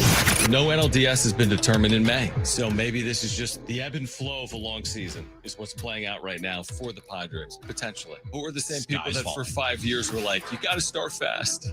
They did start fast. And look what happens. You start fast, and you have a long losing streak. It's a good thing you start fast. It's a good thing you started fast. Yeah. That's exactly why we have been, carrying the flag of you need to start fast for the last 4 years that we've had this show. Now, time for John and Jim. All right, San Diego and Southern California, what's going on? This is the final hour of John and Jim. We hope your Memorial Day weekend has gotten off to a good start. Be safe this weekend. Drive safely. Take some extra time on the roads. We're with you for the next hour. We do have another listener to qualify for SDFC tickets for next weekend. So when you hear that goal call, make sure to call 877-767-4760 for a chance to win those tickets. We'll announce the winner at 5:30. We also have Brad Paisley tickets to give away. We're getting you ready for the second game of the Eastern Conference Finals as well. Jim is just hours away from going on his honeymoon/anniversary trip to Hawaii. Are you mentally and everything ready, packed, and got your license and wallet and money? Are you going to be on the plane? So this afternoon, before I left, I was, every time I get home, I put my keys and my wallet in, like a little bin on our, table by the door. So we always put it in the right spot, right? Yeah, I never do that. Well, this morning I go to where I usually put my keys in my wallet, and my wallet's not there. I'm like, maybe it's in the bedroom, right? Sometimes I have it in the bedroom, from the bedroom, not there. So I'm like, where is it? Sometimes I usually, if I take off my pants and put on some shorts, I accidentally keep it in my pants, and then I find it in my pants, my dirty laundry. Well, I put laundry in the wash, and I forgot to check my pockets. So I'm like, oh no, I put it in the wash. So I had to go out to the wash as I'm washing clothes this morning, and it's halfway done. So I stop the wash. Everything's wet. I'm like, oh no. And I'm taking out clothes that are soaking wet, checking pockets. It's not there. I'm like, are you kidding me right now? Lost your wallet the day before your honeymoon. So I'm sitting there thinking, I'm like, where did you put it, idiot? Go to my car. I'm like, it has to be my car. Because sometimes I leave it in my car. I can't find it. It's not in the spots that I normally would keep them. Okay. So I've now looked everywhere that I would have my wallet in all my little spots. Mm-hmm. So now I'm like, oh no. And I start freaking out. I'm like, do I call Erin? Do I ask her, did she put my wallet somewhere? But she would put my wallet back in the exact same spot that we always put it. So she didn't touch it. I'm like, did it fall out of my pocket somewhere? Did I leave it somewhere? It took me about a solid 15 minutes before I found it was stuck in between my seat in my car, in that little crevice, no man's land area. Yeah. And it's it was hidden perfectly where you have to look hard to see it. If you just glanced, you wouldn't have seen it. And so, crisis averted. Yeah. We are all good for Hawaii. I have my wallet. We are all good to go between now and tomorrow. I also have my new ID that came in the mail 3 days ago. That expires in 2030. So I don't have to worry about that. 5 years. Exactly. So you are fully right now that you have your wallet, which means credit cards and money and IDs. You can officially go to Hawaii. Yeah, I packed most everything last night, which took me Aaron hates it. It took me like 25, 30 minutes to like get everything ready. It's taken her like 4 days, right? She started packing on Sunday. Exactly. So yeah, I'm mentally out. I'm sorry. That's fine. I mean, this doesn't change from change typical show. Doesn't change a normal show week. You're right. Okay, so Padres and Braves underway and tied at 1 in the 4th inning. Eastern Conference Finals. What an opening game, obviously. We spent a lot of time on it yesterday. Pacers and Knicks. This is close to a must-win tonight for the Knicks. I mean, you can't go down 0-2 with home court. They're sizable favorites, 5.5-point favorites tonight. Do you think the Knicks bounce back tonight at Madison Square Garden after the craziness of 2 days ago? I do.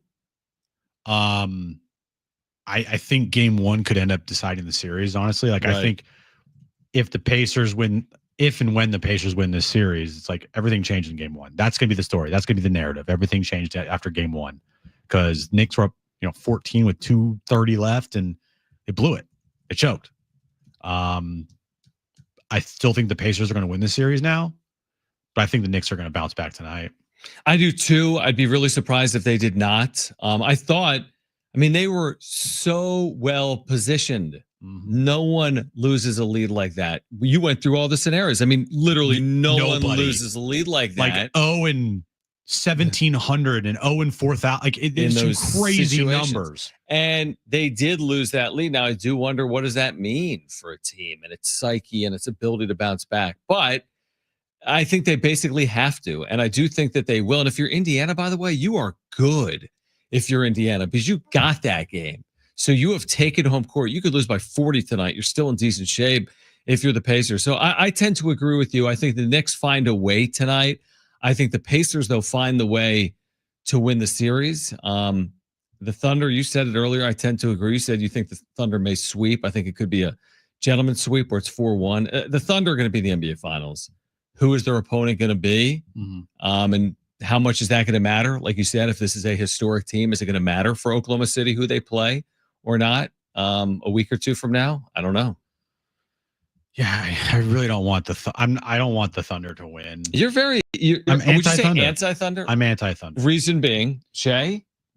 As I said, they just don't do it for me for whatever reason. I don't have this overarching like grand opinion on the Thunder.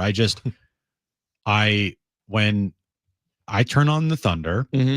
It just doesn't excite me. Right. Doesn't do it for me. And it's not like they're a team that only scores 80 points, 90 points, and they just beat everybody with their defense.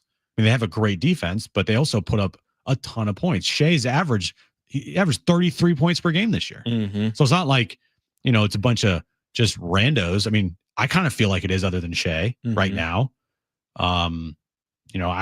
If before the season, if you were to ask me, like, name the Thunder players, did you just burp? I did. I think I'm still feeling the impact of the chicken. I was like, what just happened there? It's 24 hours removed from chicken.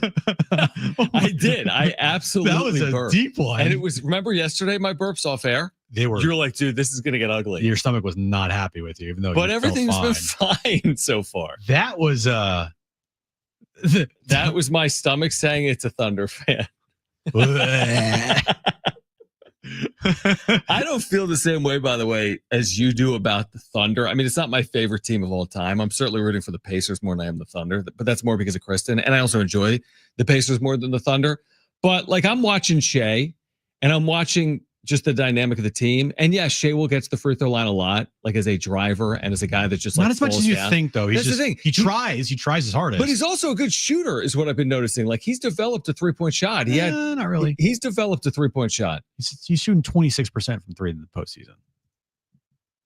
I don't think that's right. That was Anthony Edwards. No, it's not Anthony Edwards. Shea shooting 26% from 3. I think I brought that up yesterday. Maybe. He is a mid-range like assassin.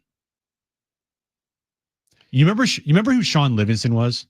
Yeah, of course. Sean Livingston, what he did great was the mid-range. Just he was perfect at that, 10 to 15 pull-up jumper. Right. I saw a tweet last night. Someone said, Shea Gilgeous-Alexander is the Michael Jordan of Sean Livingston. Right. He's the best ever at that. Like, he's the best mid-range jumper, but I mean, Kobe would like to talk, and Michael Jordan would like to talk. Carmelo Anthony would like to talk. Okay, your point is valid. Your point's valid, but I'm okay. Last 4 playoff games: Game 6 against Denver, 2 for 4 from 3. Game 7 against Denver, 3 of 4 from 3. Okay. Last night, a big 1 of 2 from 3. Now I skipped game 1; he was 0 for 4. He's not a 3-point shooter. Regular season, he was 37%. This guy's unbelievable. This guy's Steph. It's not horrible. No, he's not. Okay. Well, that's not a reason not to like Oklahoma City. It absolutely is a fine reason to not like Oklahoma City. Because Shea hasn't been hitting threes? No, that I just don't like his game. Yeah, that's fine. I can be a hater. It doesn't matter. Yeah, no, of course. I mean, you can like whoever you want. I mean, there's people that are haters of Steph or the Warriors because of Steph and because he's changed the sport, because every team shoots half of their field goal attempts from distance. But also, numbers don't lie.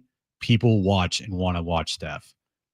Tell me people are going to their TVs and want to watch Oklahoma City. No, I'm sorry. They also are Oklahoma City. You know, the big narrative with Anthony Edwards, like new face of the league, yet and I love Anthony Edwards. I think his style and his attitude, like, it can pop, but numbers are the numbers. And I'm sure last night was one of the lowest rated Western Conference Finals games since, 2013 as well. Like, game 1 was an awful rated game. Game 2, I'm sure, was the same way. Now, ratings aren't everything. They don't determine like real things, but it does count towards the conversation when you're talking about who do people want to watch. And when Shea is out there, it's not that great of ratings. But I also think, like, if Shea just happened to play for the Lakers, it's a brand thing probably too. Yeah, like when you have the Thunder and the Wolves, I mean, you're starting from behind. Even if Shea was on the Lakers, and he would be a much bigger star if you're on the Lakers than the Thunder. I agree with that. Yeah. His game alone. It's not Luka's game. Yeah, I get it. It's not even that. It's just he doesn't. I don't know. He's a really, really, really, really good basketball player, borderline great basketball player, but he's not a superstar in my opinion. He's a star. Right. He's not a superstar. I guess the question is, does the narrative on that change if he does win a title?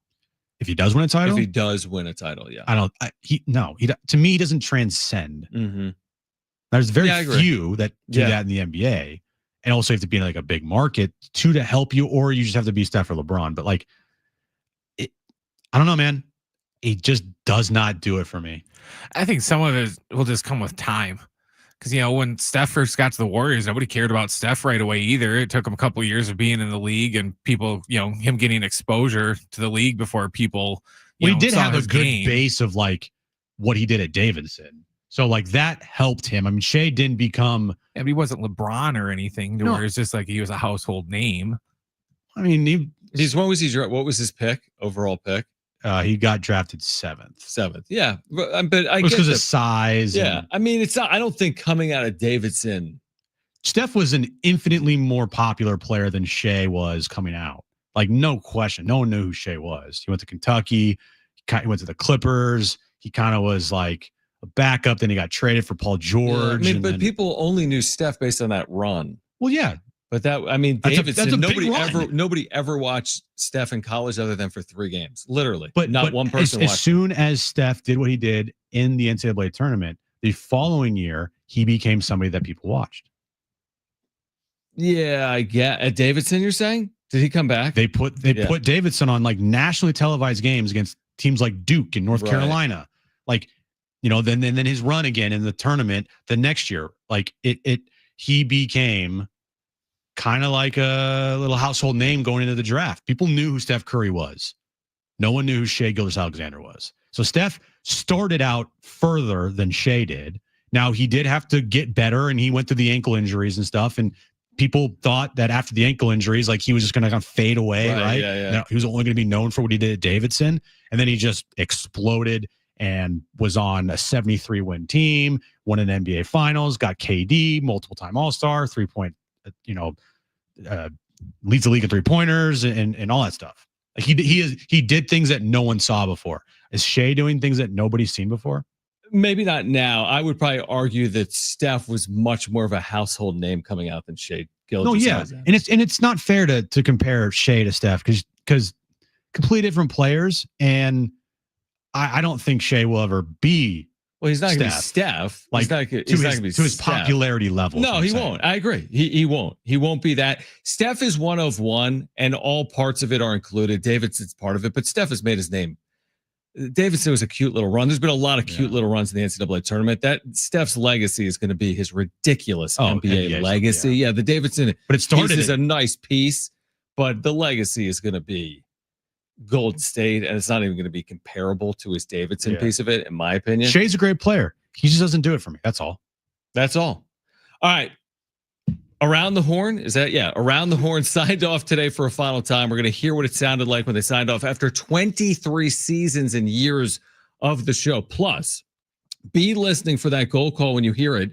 Call 877-767-4760 for a chance to qualify to win 2 free tickets to see SDFC next Saturday. We also have Brad Paisley tickets to give away. We're here until 6 p.m. John and Jim, San Diego Sports 760 and live on the iHeartRadio app. Go!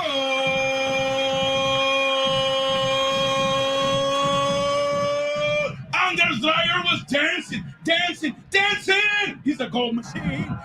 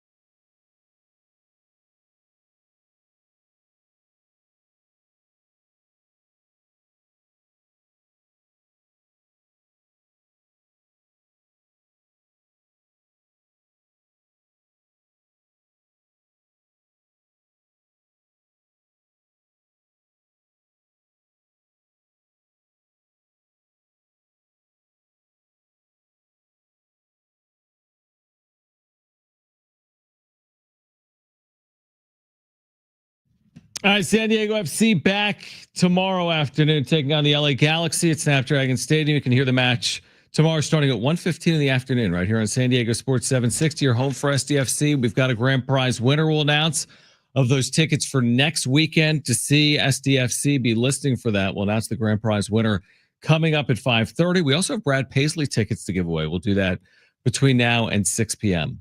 After 23 years, Around the Horn has signed off for a final time. Believe it or not. So 23 years. And what's replacing Around the Horn?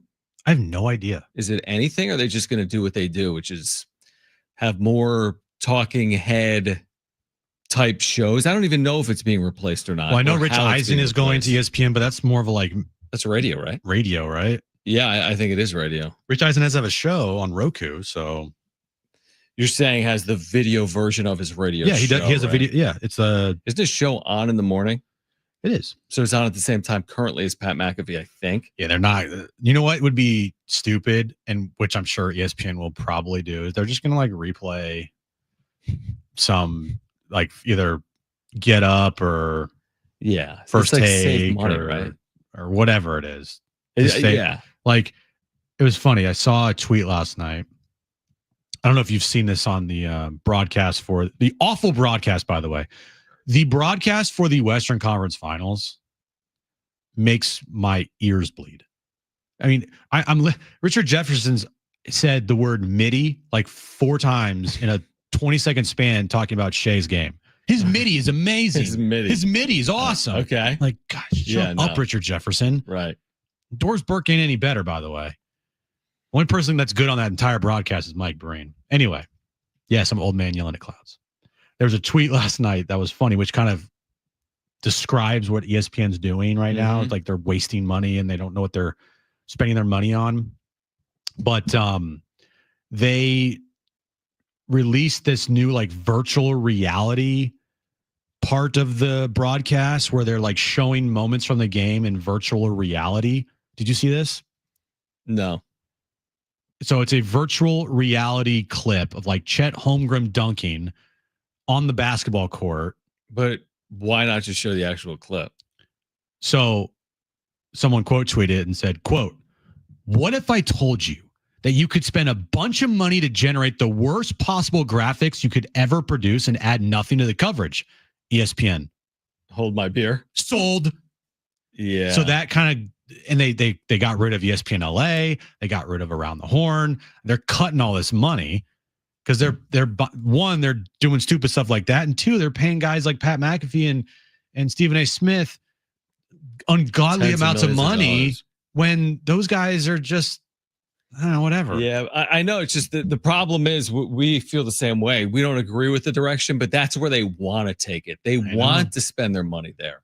They've made that clear. They prefer to spend it with the McAfees and Stephen A's of the world than with the Around the Horns and PTIs of the world. And I hope PTI is not going anywhere. But again, with where media is heading, I wouldn't put anything past that being a possibility. Once Tony Kornheiser's no longer on that show, he's 76. Or Wilbon? Are they going to replace one of those hosts, or is the show just going to go by the wayside? You know what it reminds me of? I just thought about this. What's happening at ESPN reminds me of what happened on MTV. MTV used to be TRL, music videos. That's where you went to watch its music videos. Yeah. Now you turn on MTV, you can't see there's no music videos ever on that channel. It's all reality TV show. The only thing that matters to me as a sports fan, the only thing I care about is your play-by-play rights. Nothing else to me as the consumer matters. I'm going to ESPN if they've got the Western Conference Finals. I'm not going there for much else. I really am. Right. I'm not. I mean, back in the day, I'd go there for football. Sports Center, but now I can just go to my phone. Oh, yeah. So the live play-by-play, you've got me. The other stuff, it's going to be hard to get me there. The only thing I go to ESPN for is obviously college football, NFL, NBA. If Padres are on, Sunday Night Baseball right now this year, right? Mm-hmm. And Scott Van Pelt. That's it. Yeah, it's a good. Yeah, he does a really good show. I agree. At night, everything else I can see on my phone. Any clip from any of these talking head stupid shows, I'm with you. I can see on my phone. So that's part of the problem, I guess, is that when you don't have live play-by-play, like what do you do in the mornings and the afternoons? The days where you just replay SportsCenter, which were awesome in the 90s, have been replaced by these media personalities and former athletes. And that's where they want to take it. I guess there's a lot of revenue there. To me, all the revenue's in the live play-by-play. But you're spending $10 million on Stephen A. Smith. They must be doing it for a reason. Well, Around the Horn, just kind of looking at what they did today, the nostalgia of it, it was a really good show with like it was great from a standpoint of it wasn't, I mean, I guess it was talking heads, but it was also columnists and it wasn't athletes. And it wasn't athletes and it wasn't like fiery hot takes Not at all. that got clipped and used and like Stephen A does, right? Or, Skip Bayless did or Emmanuel Acho. It's like from a different generation, truth. Yeah, it's more of a I mean, it's still opinion based, but it's more level-headedness. And I've seen that today with who they had on, all the OGs that were there from the beginning. I mean, again, I haven't watched it in a long time, so I'm not like going to stay here and say like I'm so sad it's gone. But in a way, watching it back today and seeing the nostalgia of it, I'm like, I am sad because that show was ahead of its time and it got run over by the hot take, talking head, have to be the loudest in the room, media personalities. On the other side, we'll hear what it sounded like when they signed off from Tony Reali. But I will say also 23 years is a long run. And it's all good things do come to an end. And 23 years is actually a pretty long time for any show to be on the air on any network. Right. So it's a credit to them that it was on for 2+ decades. All right, we'll hear what it sounded like on the other side when they did sign off. We have Jim's back page ahead. We'll have that grand prize winner of the SDFC tickets as well. This is John and Jim, San Diego Sports 760, and live on the iHeartRadio app.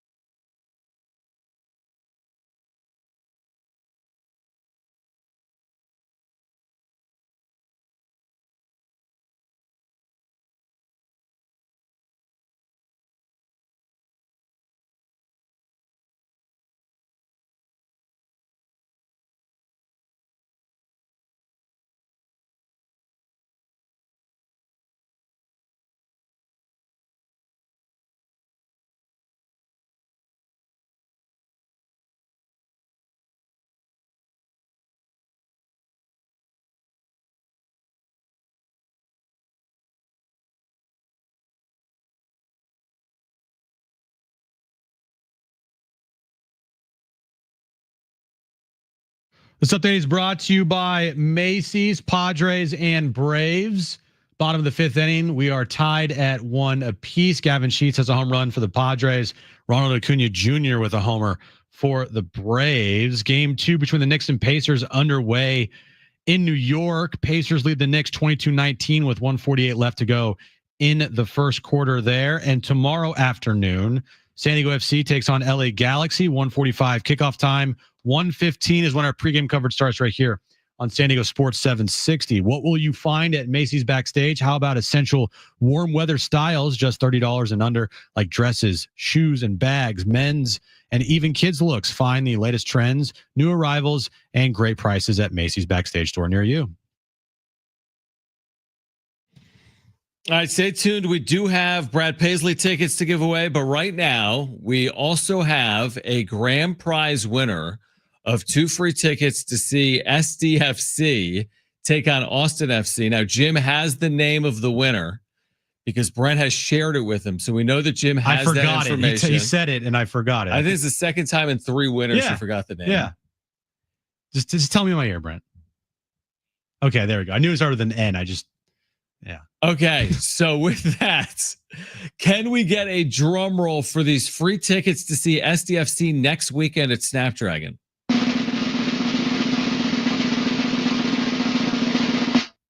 Wait, who is it? Congratulations to Nate. You're going to San Diego FC's match against Austin FC next Saturday night. All right, 2 free tickets for Nate to see that, as Jim said, next week. All right, very cool. We'll give away those Brad Paisley tickets. Be listening. We'll let you know how to win in the next 10 minutes. So don't go anywhere if you want Brad Paisley tickets, June 7th, Gallagher Square, Petco Park. Let's hear the sign off from Around the Horn. Also from Around the Horn, Tony Reale explaining the scoring system that nobody ever got. That's the one thing you told me. You're like, I really wasn't into it. Like I couldn't understand the scoring system. And I'm such like a math guy that I'm like, this doesn't make any sense. I've always thought that for like 20 years. Don't get too excited. It's still not going to make a lot of sense. I know. I've already heard it. But all right, here's the point. Here's the sign off and the scoring system. Final ever day of Around the Horn on ESPN. We are pulling into the dock now after going around the horn. 3 minutes left before an infinity and a half-hour break. I'll now answer the 3 questions I get more than anything else. How often does the paper toss hit the camera? Have you ever thought about having viewers on the show? How does the scoring system work? Answers, 54% of the time. It hits every time. Yes, and maybe viewers will be next. And scored very well. So now I'm going to give away the secret sauce, the recipe of the Reale family sauce. Bring in the board, Pablo Torre, ladies and gentlemen, one of our analytics reporters. So let's see if he can figure this out, because originally Good Answers got 3 points. That was really what we were doing. The thesis was it wasn't possible to score a sports debate, Pablo. There was a nugget of truth in there, from the brilliant to the ridiculous, via inside information and then actual reporting. The scoring was like hugging smoke. But that's when I then decided not every topic needs to be scored the same, Pablo. Are you following me, please? No, you're not. But work harder, because life begets life. Why is Plashke Dog here? And life finds a way. And so did the scoring system, clever girl. You're supposed to be in Jurassic Park now, please. A code soon followed. You're not just supposed to have an opinion. You're supposed to prove why your opinion is best at this time. But through it all, you needed to avoid the mutes. But that wasn't it either. I wanted to host the most real show I could, so I engineered the scoring system to be real and like life. And this is what I want to tell you here today. The system, totally, purposefully, unpredictable, is just like life. Intentionally changing, just like life. Some days, stats got you big points. Here you go, big points, Pablo. Other days, the exact opposite. I wanted receipts, proof, timeline, everything. Also, access, journalists who were there. I would award points for that.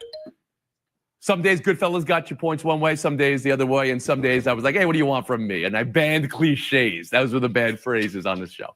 So what I'm saying is I threw a little of everything into our scoring sauce. The blood, the sweat, the heart. Heart made it go. Because life scores us all differently every day with a rule book that changes every day, and you have to roll with it, right?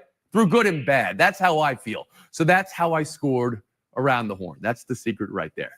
Because what works one day may not work the next, but you'll work through it. and you'll work through it with the good people around you, because we'll get through this together. It was a very good system, and it worked for a very long time. And now it's all over. I was 24 when I started on this show. I grew up on this show. This show helped me grow up. Maybe some of you feel the same way too. Life came fast, then slow, as it does, gradually, then suddenly. I've shared through it all, the highs and lows, because I believe life is best when it's shared in full. And fullness has highs and lows. But another thing, it demands voice, not silence. So release the hold of a mute button and you'll find the real. There's my mute button. I keep it in my pocket right now. In looking for the real, I found something that was even realer than real. You shared back.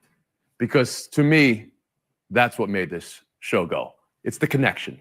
Sports is connection. We watch it from our youngest days. We laugh and we cry. We have these two faces in sports. We're like this, oh, and we're like this, ah. And it connects us all. Sports connects people. People connect sports. And when it's genuine, it's the best thing in the world.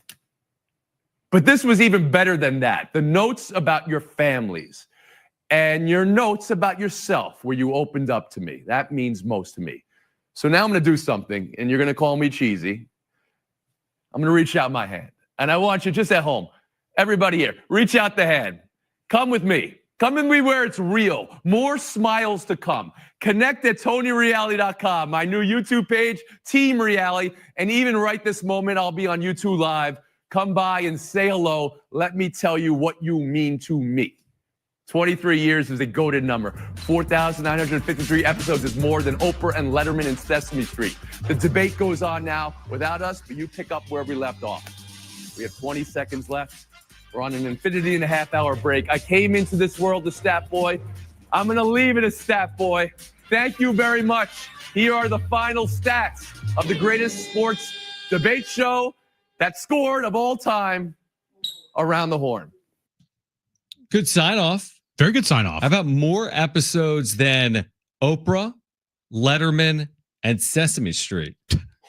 That's crazy. So that's a pretty long run. That's a very long run. That's the thing. I mean, sometimes things do just end, and it just kind of, that's just how life works. Like, what goes on for more than 23 years as a show? Now, he was not the original host of the show.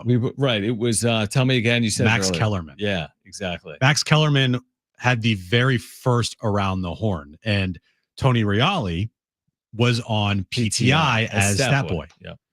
And then, Max left and he didn't want to do that. And so I'm not surprised. I'm surprised, but I'm not surprised that they didn't mention that today. Mm-hmm. Like, this is the very first episode with Max Kellerman walk out and then hands it off to Tony. But Max is not somebody that I think is viewed highly at ESPN. Yeah, I don't think, it's funny, when they were younger or back in the day, they always reminded me of each other. Yeah. Kellerman and Reali. A little bit. I always thought they were kind of similar. But I do remember when Tony was on PTI, as that stat, like, cleanup guy at the end, like here's what you got wrong. Yeah, exactly. Exactly. That was a good role for him. And then that's crazy. What, 24? 23 years. 23. So how long has PTI been on the air? Probably the same amount. It's been on the air since 2001. So a year before Around the Horn. Since 2001. But again, I'm trying to think about shows that I've watched, like certain things, like what Wheel of Fortune, Jeopardy. Like shows that last for a long time. Yeah. Some of these soap operas, like last Family century, Feud, have different hosts. Yeah, different hosts. But some of those shows do have a longer shelf life than 20 plus years, but not a lot, man. Not sports shows. Like name a sports show with, I guess, PTI would be the only example that I right now. Yeah, that's all I could think of. Maybe the next one will be Get Up. Not First Take. Yeah, not First Take. First Take, right? I've never watched. I don't. How long has it been on? I don't watch any of those. I think that's been on since like 06 or 05. That's a pretty long time. And that was with Stephen A. and Skip. Right. That show's been on for a long time, and that show is going to have staying power because it has the most like boisterous, hot takey show that you could have, and that's what it's like. Sex sells. Hot takes sell. Definitely now it does. I don't know what it's going to take to go back to something else, but this is the direction of ESPN moving forward, whether we like it or not. This is what they want moving forward. I guess people like it by and large. All right, Padres and Braves tied at 1 in the 6th inning. Padres trying to snap a 6-game losing skid tonight in Atlanta. Didn't start great with Ronald Acuna homering, but This is the moment. this has got to be the moment. This is the moment. Manny's up with a runner on third. If they do not get him home here, Yes. Then what? sell the franchise. Well, then you might have to sell them because they just had an out at home plate. 1-1 Braves and Padres in the 6th inning. So we'll keep you updated. Jim's on his way to his honeymoon tomorrow, which means it's his final back page before his honeymoon. Which means this is a mailed in back page. Definitely a mailed in back page. Unlike the same as every day. Other back pages much, that are perfectly curated for our listening audience. So we'll get to that. Plus, I promise you Brad Paisley tickets. Who wants them? Third caller to 877-767-4760 is going to see Brad Paisley. 2 free tickets. This is at Gallagher Square, Petco Park on June 7th. We have 2 free tickets for caller number 3. 877-767-4760. 2 free tickets to caller number 3. Brad Paisley at Gallagher Square, June 7th. Call right now. Jim's back page is next. This is John and Jim.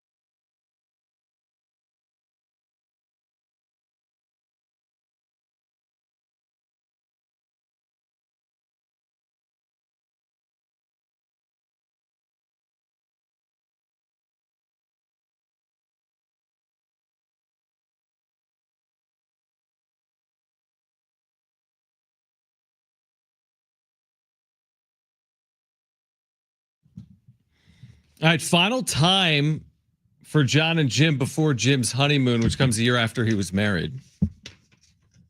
Are you calling this a honeymoon or an anniversary?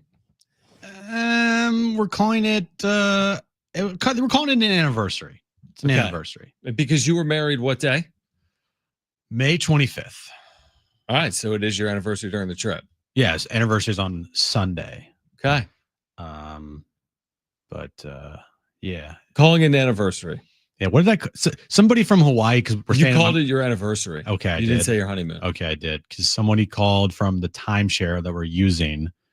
You're using my mom's timeshare, and when you get a timeshare, they try to sell you you want to? Why don't you buy a place? You should buy a timeshare, and you should get a timeshare. Do you want to do this? Do you want to do that? So, guy called me the day before the show, and he was asking me a bunch of questions like, "Do you want to do this? Do you want to compliment? Do you want this? Do you want this?" And I was like, "No."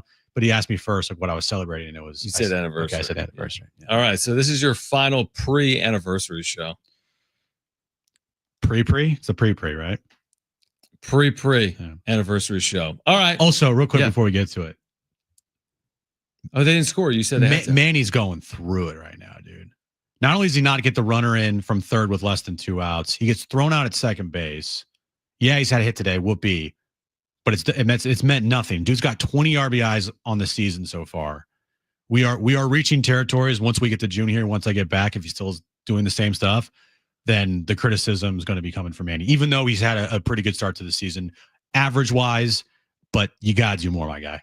Wow, the pre-anniversary go all in, which means over the next 8 games he is going to get red hot, which we like. You're welcome. Exactly. All right, Padres Braves tied at 1. Let's get to this.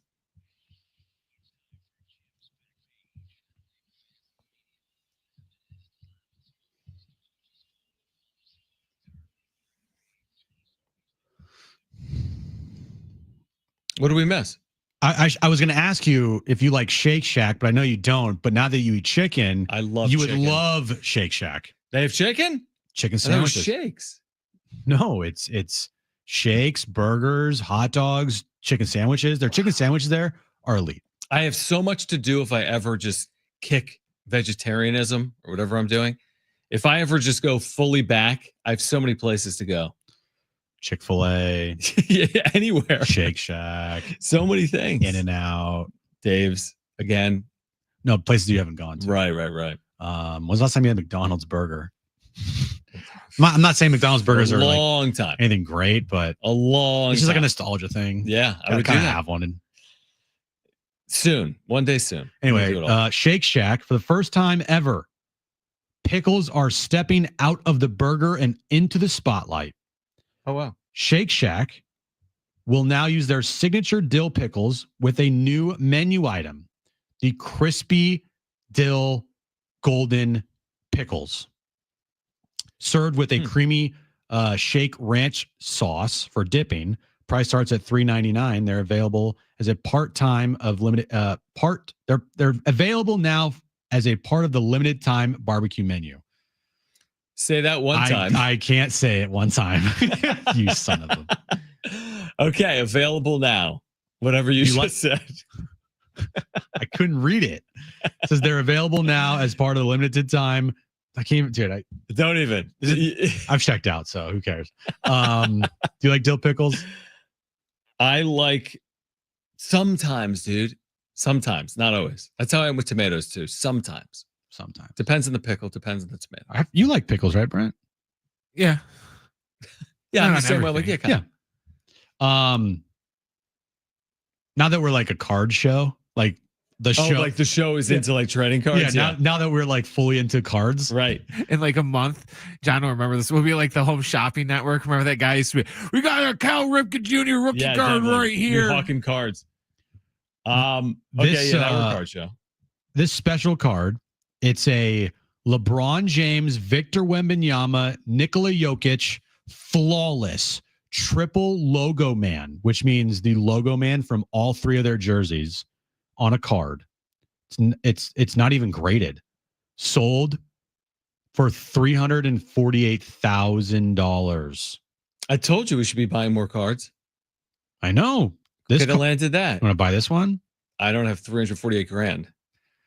just sold as of yesterday at Fanatics. What's it? Do you have a picture of it just for me? Yeah. I'm curious. Wow. I don't know if I'd want that. Yeah, obviously I want that we'll card. Take it for the money. Yeah. There's more attractive cards in my opinion than that one. You know what I mean? It's not attractive, but what makes it attractive is it's a flawless like jersey patch of all those players. Right, exactly. Yeah. And as soon as Victor Wembanyama wins an MVP award, that thing's going to go through the that roof. will be $1 million card. You're right. $1 million card. And finally, I don't know how we missed this yesterday. Okay. Again, I wasn't on the back page yesterday, so good point. Maybe you said it, Brent. I don't know if you did, but today was the Weenie 500. Oh yeah, we have audio from it too. Because you have the audio, Brent? It was in his back page. Okay. Yeah. Well, do you have the audio of who won today? Yeah, I have the whole. I have the audio. All right, here's the ending of the Weenie 500. Hot on their tail, rounding 3 and into 4. This certainly is not over. We saw it last lap, guys. There's plenty of time for a late pass here off of the last corner. No ifs, ands, or buns about it. This one is going to go down to the line. Our pole sitter, Cheat Dog, has a 2 to 3 bun advantage over the car behind. Sunday will be the 109th running of the Indy 500, but the first Weenie 500. And if you know one thing about Indy on the last lap, it's a dog-eat-dog world as they round the track for the final time. Chidok still in the lead. But looks like maybe a great run off of turn 2 here. Oh, I think we might be having a race to the line. Mustard Maddie closing with the Slaw Dog. Could she top off the Weenie 500 with a late pass on the Chidok? Less than a quarter mile to go at the Indianapolis Motor Speedway for the inaugural Weenie 500. These hot dogs are hot rodding it down the front straight, T-Bell. They're coming at us now. Maxed out at a whopping 60 miles an hour. Townsend. They're closing. Second place is closing with the run. Can the fans cheer them across the line? It's going to be close. They're making the move. Slaw Dog making the move up the inside on the run to the yard of bricks and over the line. It looks like it's going to be the Slaw Dog by a nose. Slaw Dog win. In the closest finish in Weenie 500 history, Slaw Dog by a nose. Unbelievable. This is the first time this has ever happened, right? That's why it was the closest finish. This needs to happen yearly. Yes. Just seeing it was hilarious because, like they said, 60 miles per hour. It doesn't look like they're going even that fast. Got to do it annually. I need the annual Weenie 500 every year. Those announcers were amazing. All of the puns that they used were perfect. That was how long was that clip? About a minute and a half. That was a flawless minute and a half of play-by-play for the Weenie 500.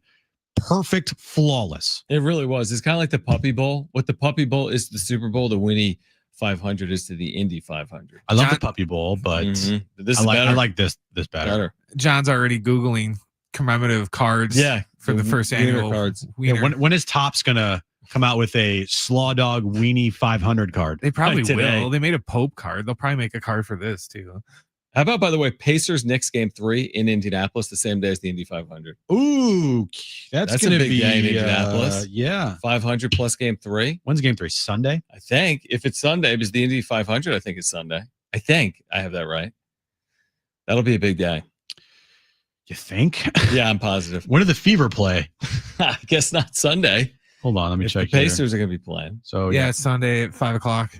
Is when the Pacers play, right? Yeah. And the Indy 500. 5 our time. Yeah. So the Indy will be over. Yep. But still, that's an epic day if you do the 500 and game 3. And then you just add the Fever playing the defending WNBA champion Liberty at home tomorrow at 10 a.m. Wow, what a weekend in Indianapolis. Woo. That's going to be a good weekend in sports right there. All right. Hopefully, Jim going away turns the Padres around because nothing else has. Don't worry, guys. I'll fix this. I'll fix this. All right. Jim has this. That's why he scheduled his anniversary for this weekend. Because everything's going to be fine because I'm leaving. Jim, enjoy your trip to Hawaii.